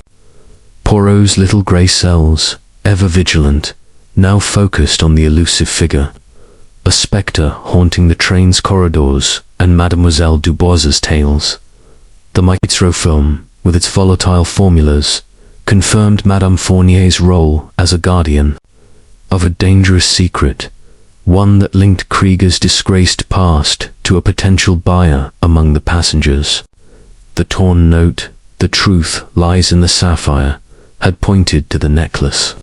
But the shadowy figure, first seen near Madame Fournier's compartment and now reportedly near the baggage car, suggested an active presence, perhaps the killer themselves. Poirot's mind turned over Mademoiselle Dubois's accounts, a tall silhouette, a long coat, a swift retreat into the shadows. Her insistence on the figure's menace, coupled with her nervous demeanor, raised questions. Was she a witness, or was she shaping the narrative to divert suspicion? Poirot made his way to the dining car, where the passengers, subdued by the weight of the investigation, gathered for afternoon tea. The crystal chandeliers cast a soft glow, but the atmosphere was taut, each glance a silent accusation. Lord Ashby, his florid face blotched from too much claret, muttered to his valet Jenkins, who hovered nearby. Mademoiselle Dubois, her auburn curls pinned with a sapphire comb, sipped tea with trembling hands, her eyes darting to the corridor. Dr. Krieger, his spectacles fogged, stared at his untouched scone, his gaunt frame hunched. Signor Rossi, his peacock waistcoat replaced by a somber jacket, toyed with a teaspoon, his usual bravado muted. Madame Martian, in her black silk dress, sat apart, her gaze as unyielding as ever, a faint smile playing at her lips. Poirot took a seat near Mademoiselle Dubois, his tisane of lavender providing a moment's calm. "Mademoiselle," he began, his voice gentle but probing, "you spoke to a steward of seeing the shadowy figure again near the baggage car. Tell me every detail, if you please." Her eyes widened, her fingers twisting her pearl necklace. "Monsieur Poirot, it was last night, after midnight. I couldn't sleep the horror of poor Giselle's death. I walked to clear my mind and saw him near the baggage car door. The same tall figure, in a long coat, moving quickly. He vanished when I gasped." Poirot's mustache twitched. "And you were certain it was a man? No face, no distinguishing mark?" She hesitated, her voice quavering. "It was dark, monsieur, but the shape. Yes, a man, I think. I felt such fear, as if he knew I saw him." Poirot nodded, his expression unreadable. Her account was consistent, yet its repetition felt rehearsed, as if she were clinging to a script. He recalled her earlier claim of seeing the figure near Madame Fournier's compartment. Both sightings placed the figure at the train's extremities, areas less frequented by passengers. Was she genuinely terrified, or was she planting a red herring? He turned his attention to Lord Ashby, whose compartment, number 5, was ideally positioned to allow a view of the first-class corridor where Dubois had first seen the figure. Poirot approached him, noting the valet Jenkins's nervous glance. "My lord," Poirot said, his voice firm, "Mademoiselle Dubois saw a figure near Madame Fournier's compartment the night of the murder. Your compartment affords a clear view of that corridor. Did you see or hear anything?" Ashby blustered, his cravat askew. "Nonsense, Poirot.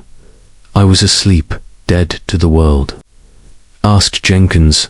He brought me a brandy at 10 and left me snoring." Poirot turned to the valet, a wiry man with shifty eyes. "Monsieur Jenkins, you confirm this?" Jenkins hesitated, his hands fidgeting. "Yes, sir. His lordship was indisposed. I left him at 10, locked the door myself." Poirot's eyes narrowed. The hesitation was telling, as was Jenkins's.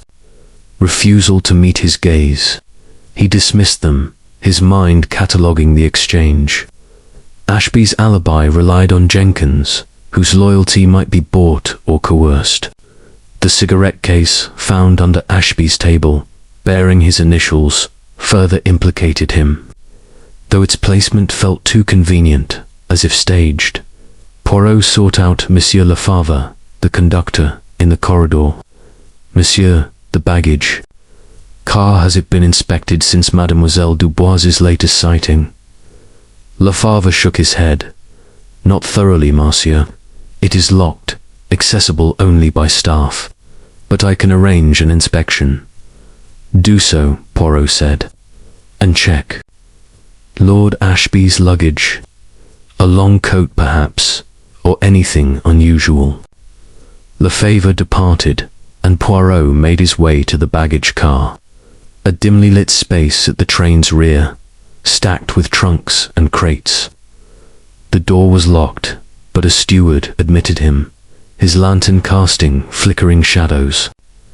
Poirot examined the floor, finding a faint smudge near the door boot polish, perhaps similar to the scuff mark in the corridor from the first night. He knelt, his loop revealing a trace of ash, redolent of Turkish tobacco, the same brand as Ashby's cigarette case. "Curio," he murmured, collecting the ash in an envelope, returning to the dining car. Poirot staged a subtle reenactment, asking Mademoiselle Dubois to stand where she had seen the figure near Madame Fournier's compartment. He positioned himself at the junction of the first and second-class carriages, noting the angle. Only Ashby's compartment door, slightly ajar during the day, offered a clear line of sight. Krieger's, Rossi's, and Marchand's doors were too far or obscured by the corridor's curve. Dubois's own compartment, number 12, was in the second-class carriage, making her presence in the first-class corridor at midnight suspicious. Poirot summoned Jenkins privately, meeting him in the lounge car. "Monsieur Jenkins," he said, his voice soft but commanding, "your master claims he was asleep the night of the murder. Yet you hesitated when confirming this. What did you see?" Jenkins paled, his eyes darting to the door. I shouldn't say, sir. His lordship would have my hide." "Murder has been done," Poirot pressed. "Speak, or face the police in Marseille." Jenkins swallowed hard. "I saw him leave his compartment, sir, around 11:30. He said he was going to the smoking car, but he was agitated, carrying a coat over his arm. I didn't ask." "Questions?" Poirot's mind raced. Ashby, awake and moving, contradicted his alibi. The coat, perhaps the long one Dubois described, and the cigarette ash near the baggage car tightened the net around him. But was Ashby the killer, or a pawn in a larger game? Madame Marchand's investment, Krieger's formulas, and Rossi's scarf suggested a conspiracy. With Dubois's sightings either a clue or a distraction, as the train neared Poirot sketched a new diagram in his notebook, the shadowy figures, movements, linked to Ashby's compartment, the cigarette ash, and the baggage car. The microfilm's formulas loomed large, a motive for murder that transcended personal grudges. The shadowy figure, whether real or fabricated, was the killer's shadow, and Poirot was determined to bring it into the light before the Riviera Express reached Nice. Chapter 9. The Confrontation. The Riviera Express. Its blue and gold carriages shimmering under the late afternoon sun, steamed toward Cologne, the Mediterranean's salty breeze now faint through the sealed windows. Hercule Poirot stood in the lounge car, his small frame radiating an authority that belied his stature. The murder of Madame Giselle Fournier strangled with an embroidered silk scarf, a vial of laudanum at her side, and a torn note revealing a microfilm of dangerous chemical. Formulas hidden in a sapphire necklace had drawn a net of suspicion around the passengers. Lord Reginald Ashby's nocturnal wanderings, confirmed by his valet Jenkins, aligned with Mademoiselle Claire Dubois's sightings of a shadowy figure, Dr. Hans Krieger's stolen formulas, Signor Antonio Rossi's gifted scarf, and Madame Helene Marchand's alias wove a conspiracy of greed and betrayal. Poirot's little grey cells, now ablaze with clarity, sensed the moment had come to confront the passengers and expose the cracks in their alibis. The lounge car, with its leather armchairs and panoramic windows, was cleared for the occasion, its usual air of leisurely chatter replaced by a taut silence. Poirot had instructed Monsieur Lefebvre, the conductor, to summon the passengers, ensuring no one could absent themselves. The chandeliers cast a golden glow, but the atmosphere was heavy, as if the train itself held its breath. Lord Ashby entered. First, his florid face blotched, his cravat askew, followed by Mademoiselle Dubois, her auburn curls pinned tightly, her eyes wide with apprehension. Dr. Krieger shuffled in, his spectacles fogged, his gaunt frame hunched. Signor Rossi, his peacock waistcoat subdued by a dark jacket, forced a smile that faltered under Poirot's gaze. Madame Marchand, last to arrive, glided in, her black silk dress absorbing the light. her face a mask of cold composure. Poirot stood. At the car's center, his gloved hands clasped, his moustache impeccably groomed. "Madame et messieurs," he began, his voice clear and resonant, "a heinous crime has been committed aboard this train. Madame Giselle Fournier was murdered, strangled with a scarf not her own, a vial of laudanum staged to suggest suicide.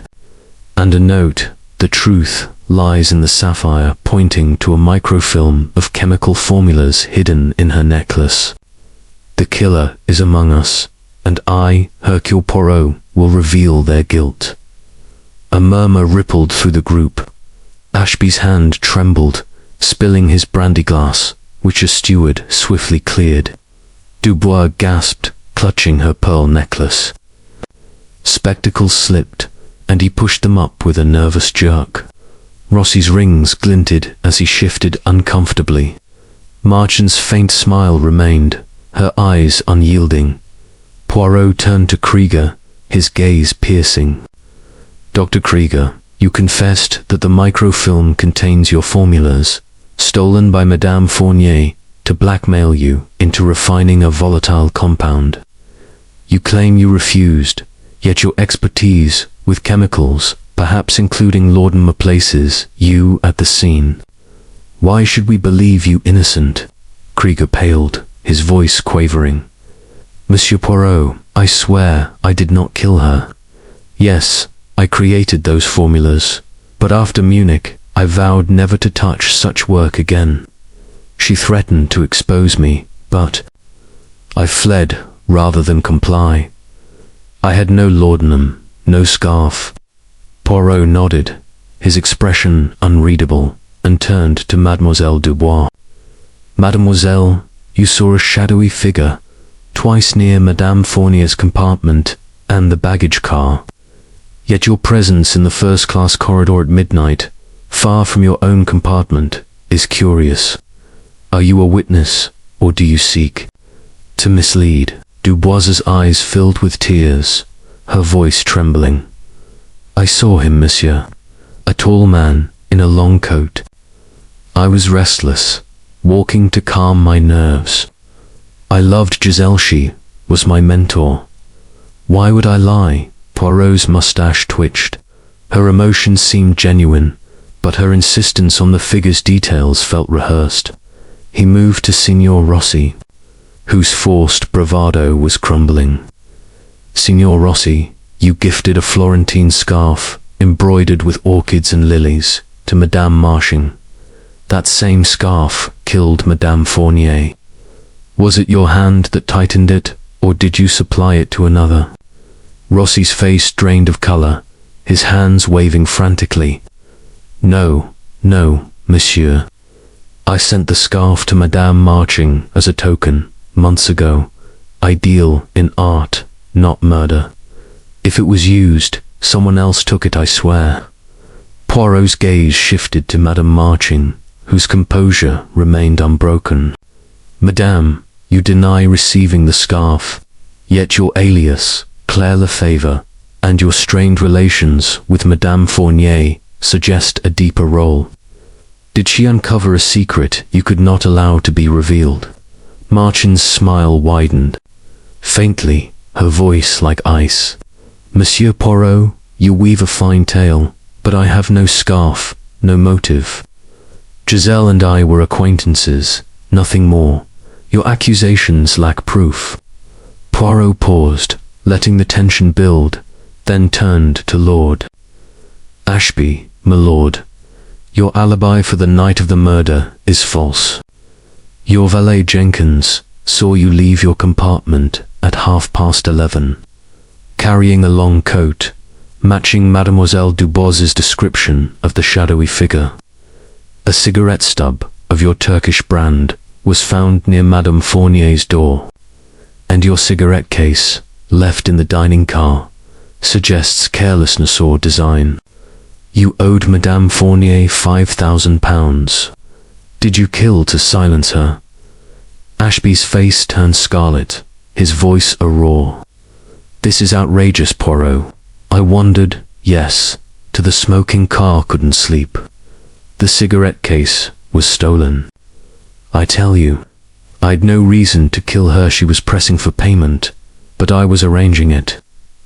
Poirot raised a hand, silencing him. Madame et messieurs, the truth emerges. Madame Fournier uncovered a schema, dangerous formula, stolen by Dr. Krieger, sought by a powerful buyer. Lord Ashby, desperate to clear his debts, planned to sell her sapphire necklace, unaware of its hidden microfilm. But Madame Fournier's knowledge threatened this deal. The scarf, supplied by Signor Rossi, was used by Lord Ashby to strangle her. The laudanum, a clumsy attempt to stage suicide. Ashby lurched to his feet, his fists clenched. Lies. I never touched her. You've no proof.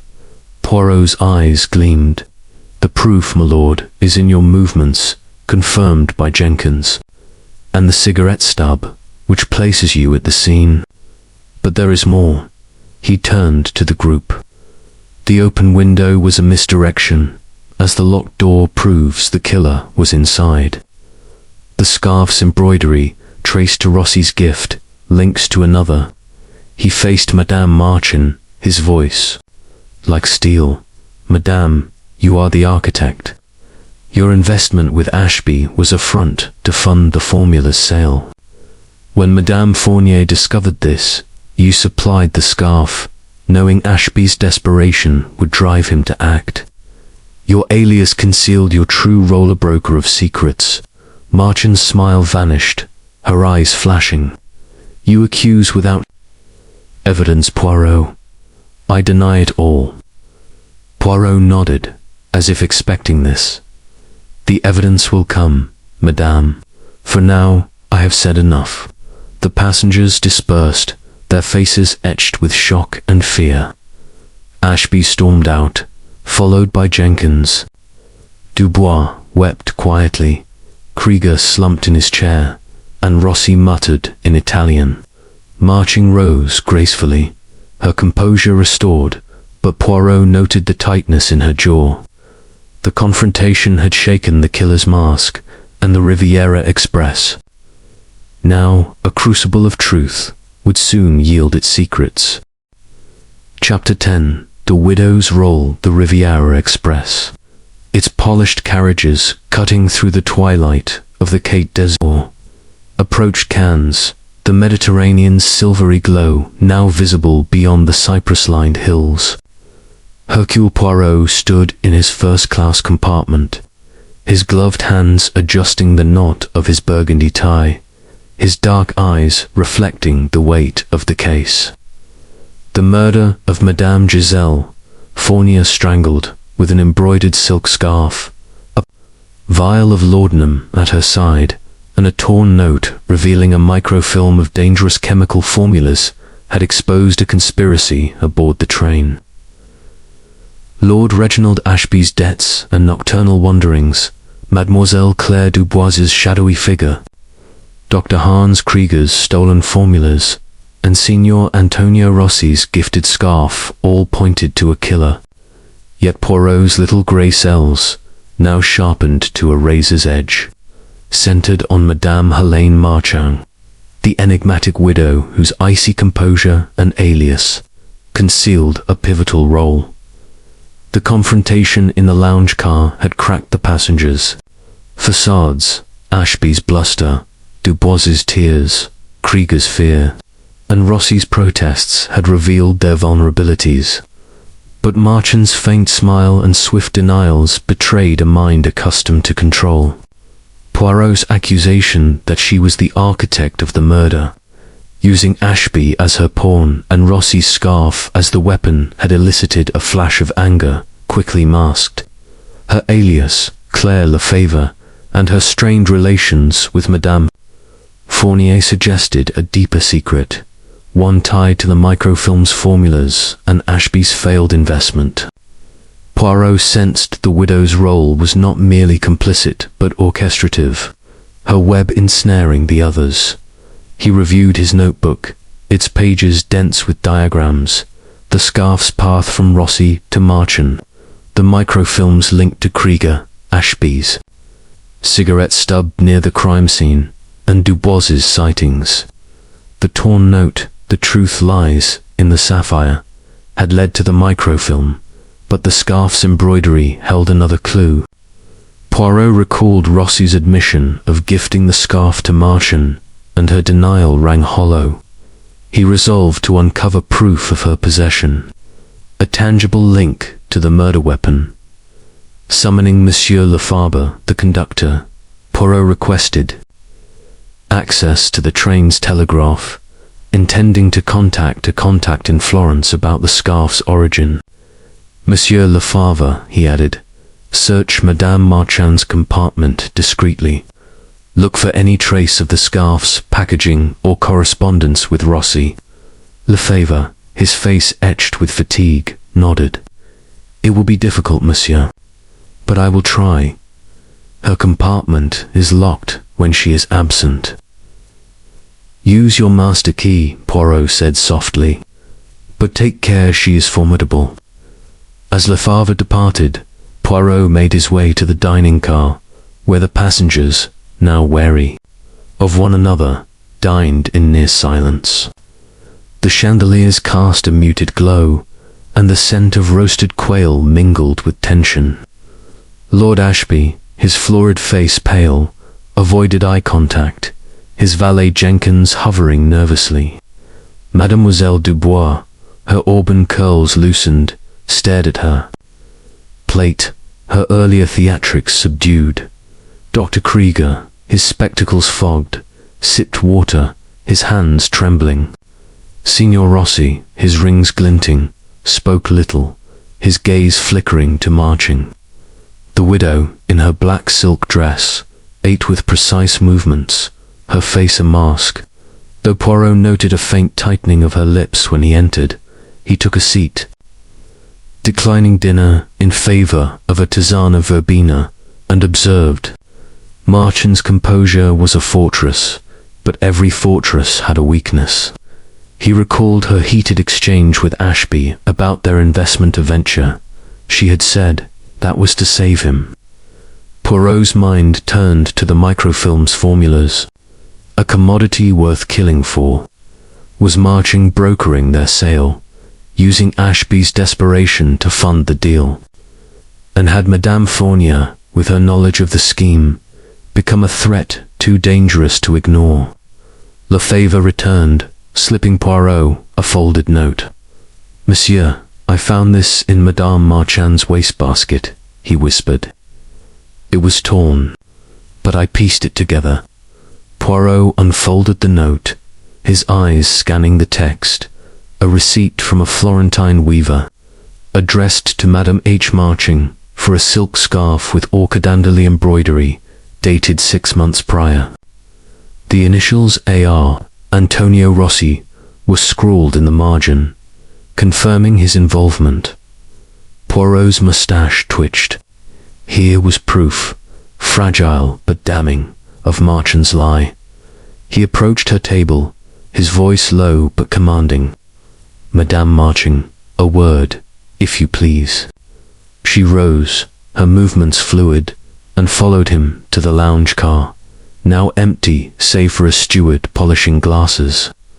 Poirot held up the receipt, his gaze unwavering.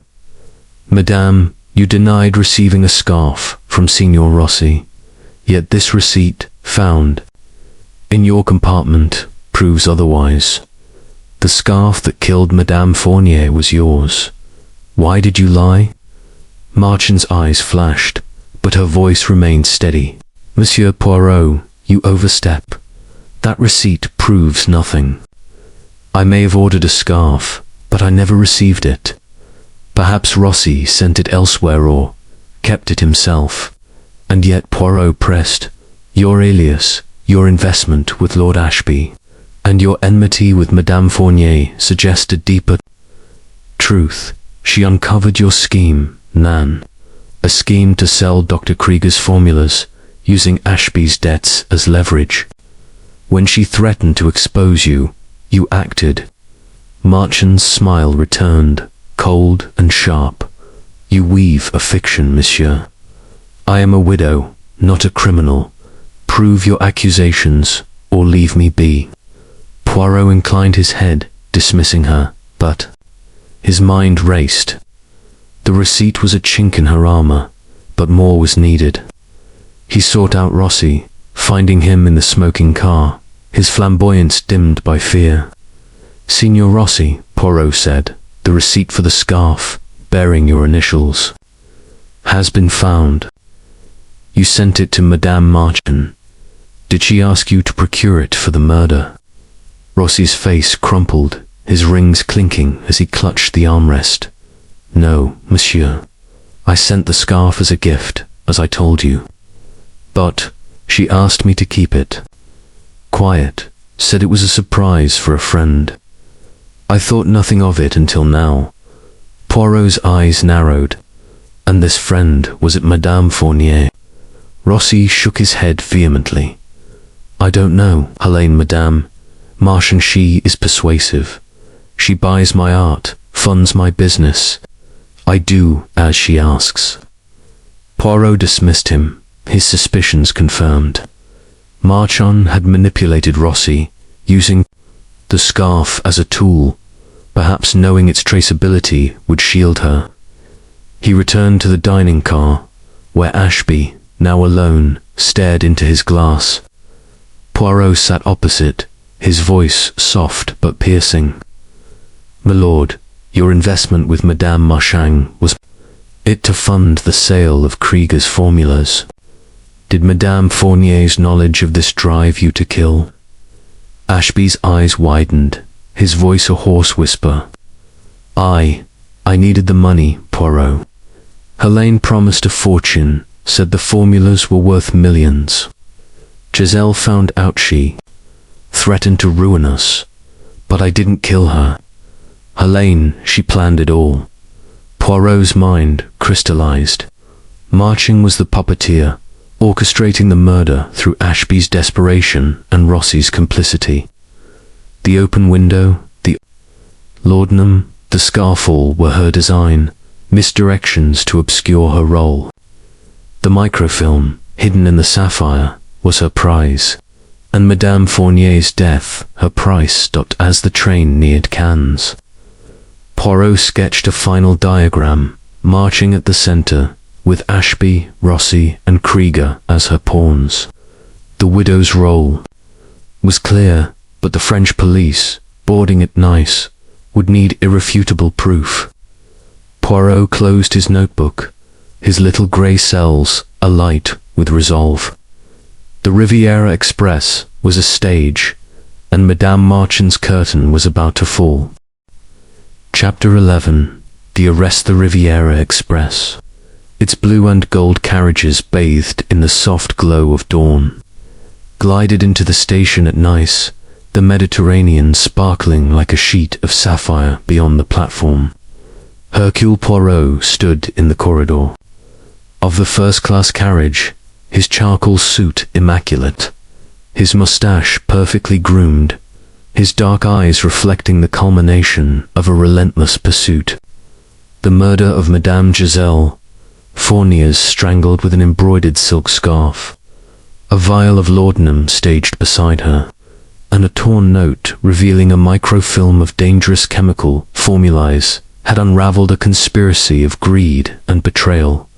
Madame Helene Marchand, the calculating widow, had emerged as the mastermind, orchestrating the crime through Lord Reginald Ashby's desperation, Signor Antonio Rossi's complicity, and Dr. Hans Krieger's unwilling involvement. Poirot's little grey cells, now serene in their triumph, had pieced together the puzzle, and the moment of justice had arrived. The train's whistle signaled its halt, and the platform buzzed with activity. Porters unloading luggage, passengers disembarking, and a contingent of French police, led by Inspector Paul Giraud, awaiting Poirot's signal.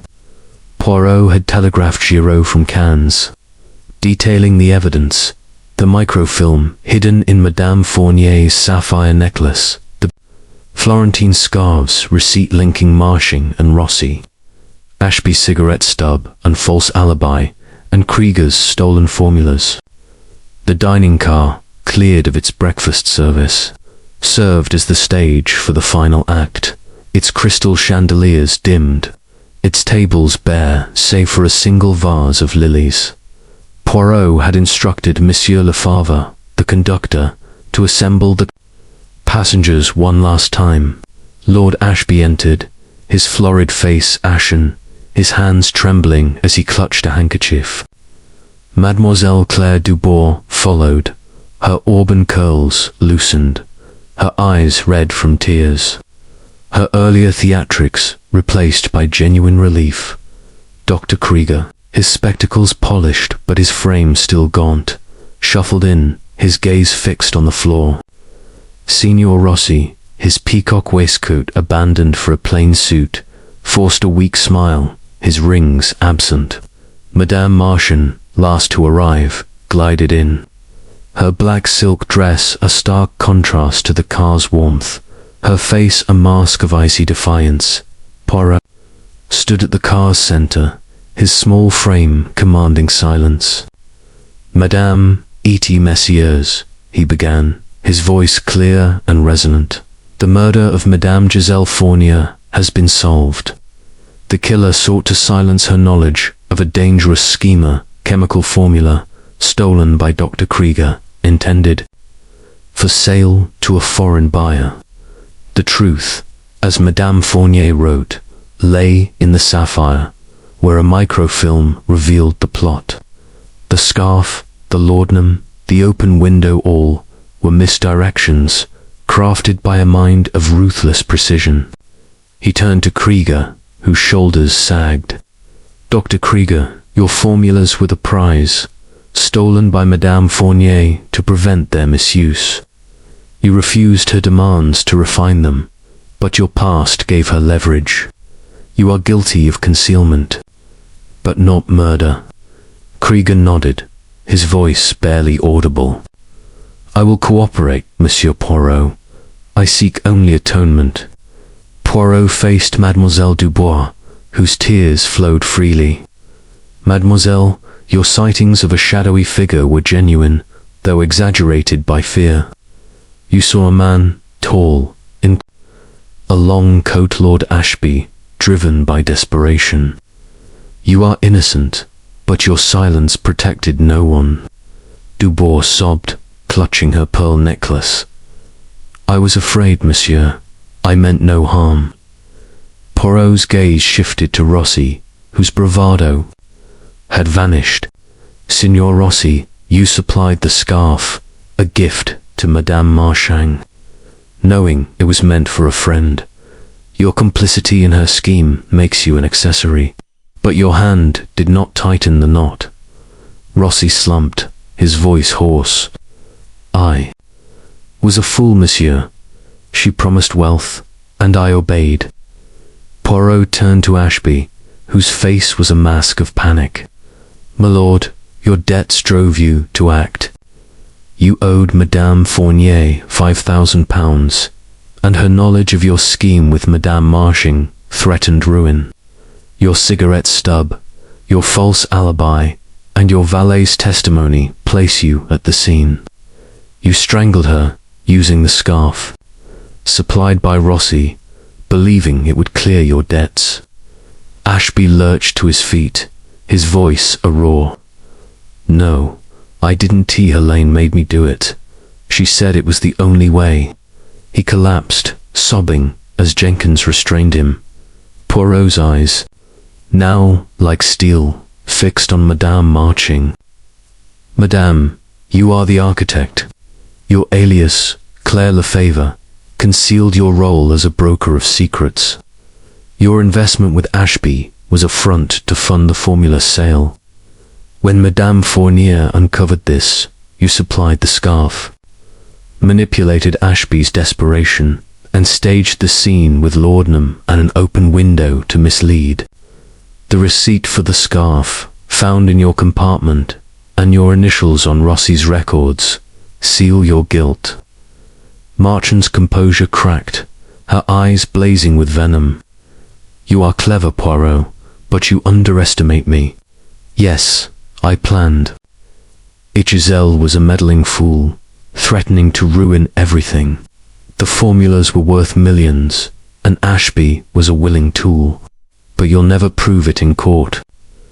Poirot inclined his head, signaling to the doorway, where Inspector Giraud stepped forward, his officers behind him. "Madame Marchand Giraud," said, his voice firm, "you are under arrest for the murder of Giselle Fournier and for conspiracy to sell state secrets. Lord Ashby, you are also under arrest for murder. Signor Rossi, you will face charges as an accessory." The officers moved swiftly, handcuffing Marchand, whose defiance gave way to a snarl as she was led away. Ashby, broken, followed, muttering denials. Rossi, trembling, was escorted for questioning. Krieger agreed to surrender to the police, his cooperation noted. Mademoiselle Dubois, cleared of suspicion, wept with relief, thanking Poirot profusely as the passengers were led to the platform. Poirot remained in the dining car, his gaze lingering on the lilies. Monsieur Lefebvre approached, his face a mix of awe and exhaustion. "Monsieur Poirot, you have saved the honor of the Riviera Express. How can we thank you?" Poirot smiled faintly. "By serving a perfect tisane, monsieur, and ensuring justice is done." The train, now emptied of its deadly secrets, stood silent, its journey complete. Poirot adjusted his Homburg hat and stepped onto the platform, the Mediterranean breeze carrying the promise of peace. The case was closed, but the human heart, he knew, would always hold new mysteries. Chapter 12. The reflection, the Mediterranean sun dipped low over Nice, casting a golden veil across the Promenade des Anglais, where Hercule Poirot sat at a small table outside the Café Jour. The Riviera Express, its tragic journey concluded, stood silent at the station, its blue and gold carriages now a relic of the drama that had unfolded within. Poirot, dressed in a tailored linen suit of soft grey, his Homburg hat resting beside a delicate cup of tisane, gazed at the sea, its waves whispering secrets of their own. The murder of Madame Giselle Fournier strangled with an embroidered silk scarf, a vial of laudanum staged beside her, and a torn note revealing a microfilm of dangerous chemical formulas had been solved. Madame Helene Marchand, Lord Reginald Ashby, and Signor Antonio Rossi were in custody, Dr. Hans Krieger cooperating with the authorities, and Mademoiselle Claire Dubois cleared of suspicion. Yet Poirot's little grey cells, ever restless, turned inward, reflecting on the human frailties that had fueled the crime. The café, with its wicker chairs and striped awning, was a haven of tranquility, the hum of conversation mingling with the clink of glasses. Poirot sipped his tisane, a blend of chamomile and lavender, its warmth soothing the faint ache of a case concluded. The Riviera Express had been a microcosm of society, its passengers bound by ambition, greed, and fear. Madame Fournier, with her courage to confront a deadly scheme, had paid the ultimate price. Her note, "The truth lies in the sapphire," had been her legacy, guiding Poirot to the microfilm and exposing a plot that could have wrought untold harm. He opened his notebook, its pages now a chronicle of the case, the scarf's journey from Rossi to Marching, Ashby's cigarette stub, Dubois's shadowy figure, Krieger's formulas, and Marchand's icy orchestration. Each clue had been a thread, woven into a tapestry of justice. Poirot's pen paused over a blank page, his thoughts drifting to Madame Marchand. Her intellect, her ruthlessness, had nearly outmatched him. Yet her flow over confidence in her web of lies had been her undoing. The receipt for the scarf, her alias, and Ashby's confession had sealed her fate. But Poirot wondered what drove such a woman to risk everything for wealth and power. His gaze shifted to the sea, where gulls wheeled against the horizon.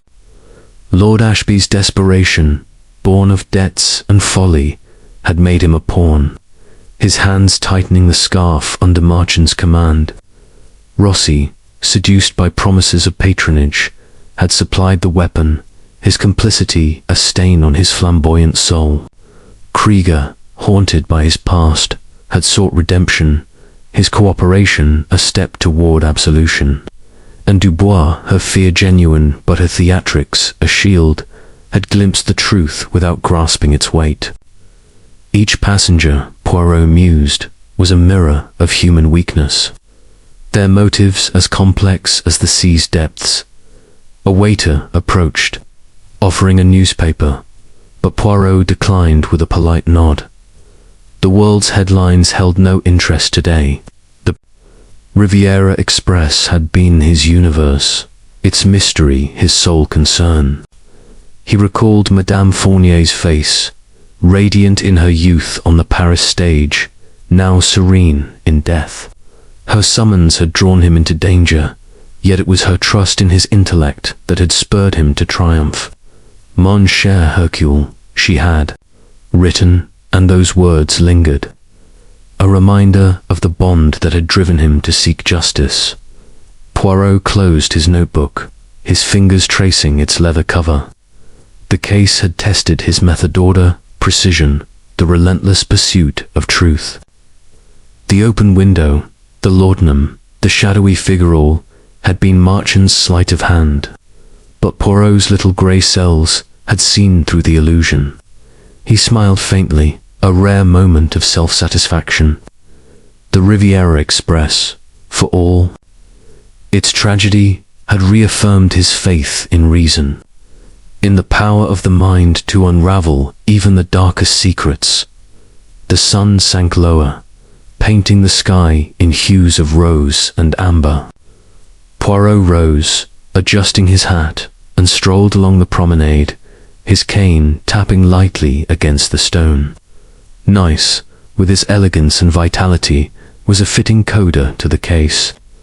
The French police, led by Inspector Giraud, would handle the formalities, but Poirot's work was done. He paused at a railing, the sea's rhythm soothing his thoughts.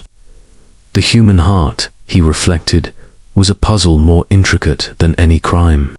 Greed, fear, loyalty, love, these were the forces that shaped every mystery, and no solution could erase their mark. As he turned back toward the cafe, a young woman passed, her laughter echoing like a bell. Poirot's eyes softened, reminded of Mademoiselle Dubois's youth, spared from the case's shadow. He resolved to take a brief respite in Nice, to savor its beauty before the next summons came, for come it would, as surely as the tides.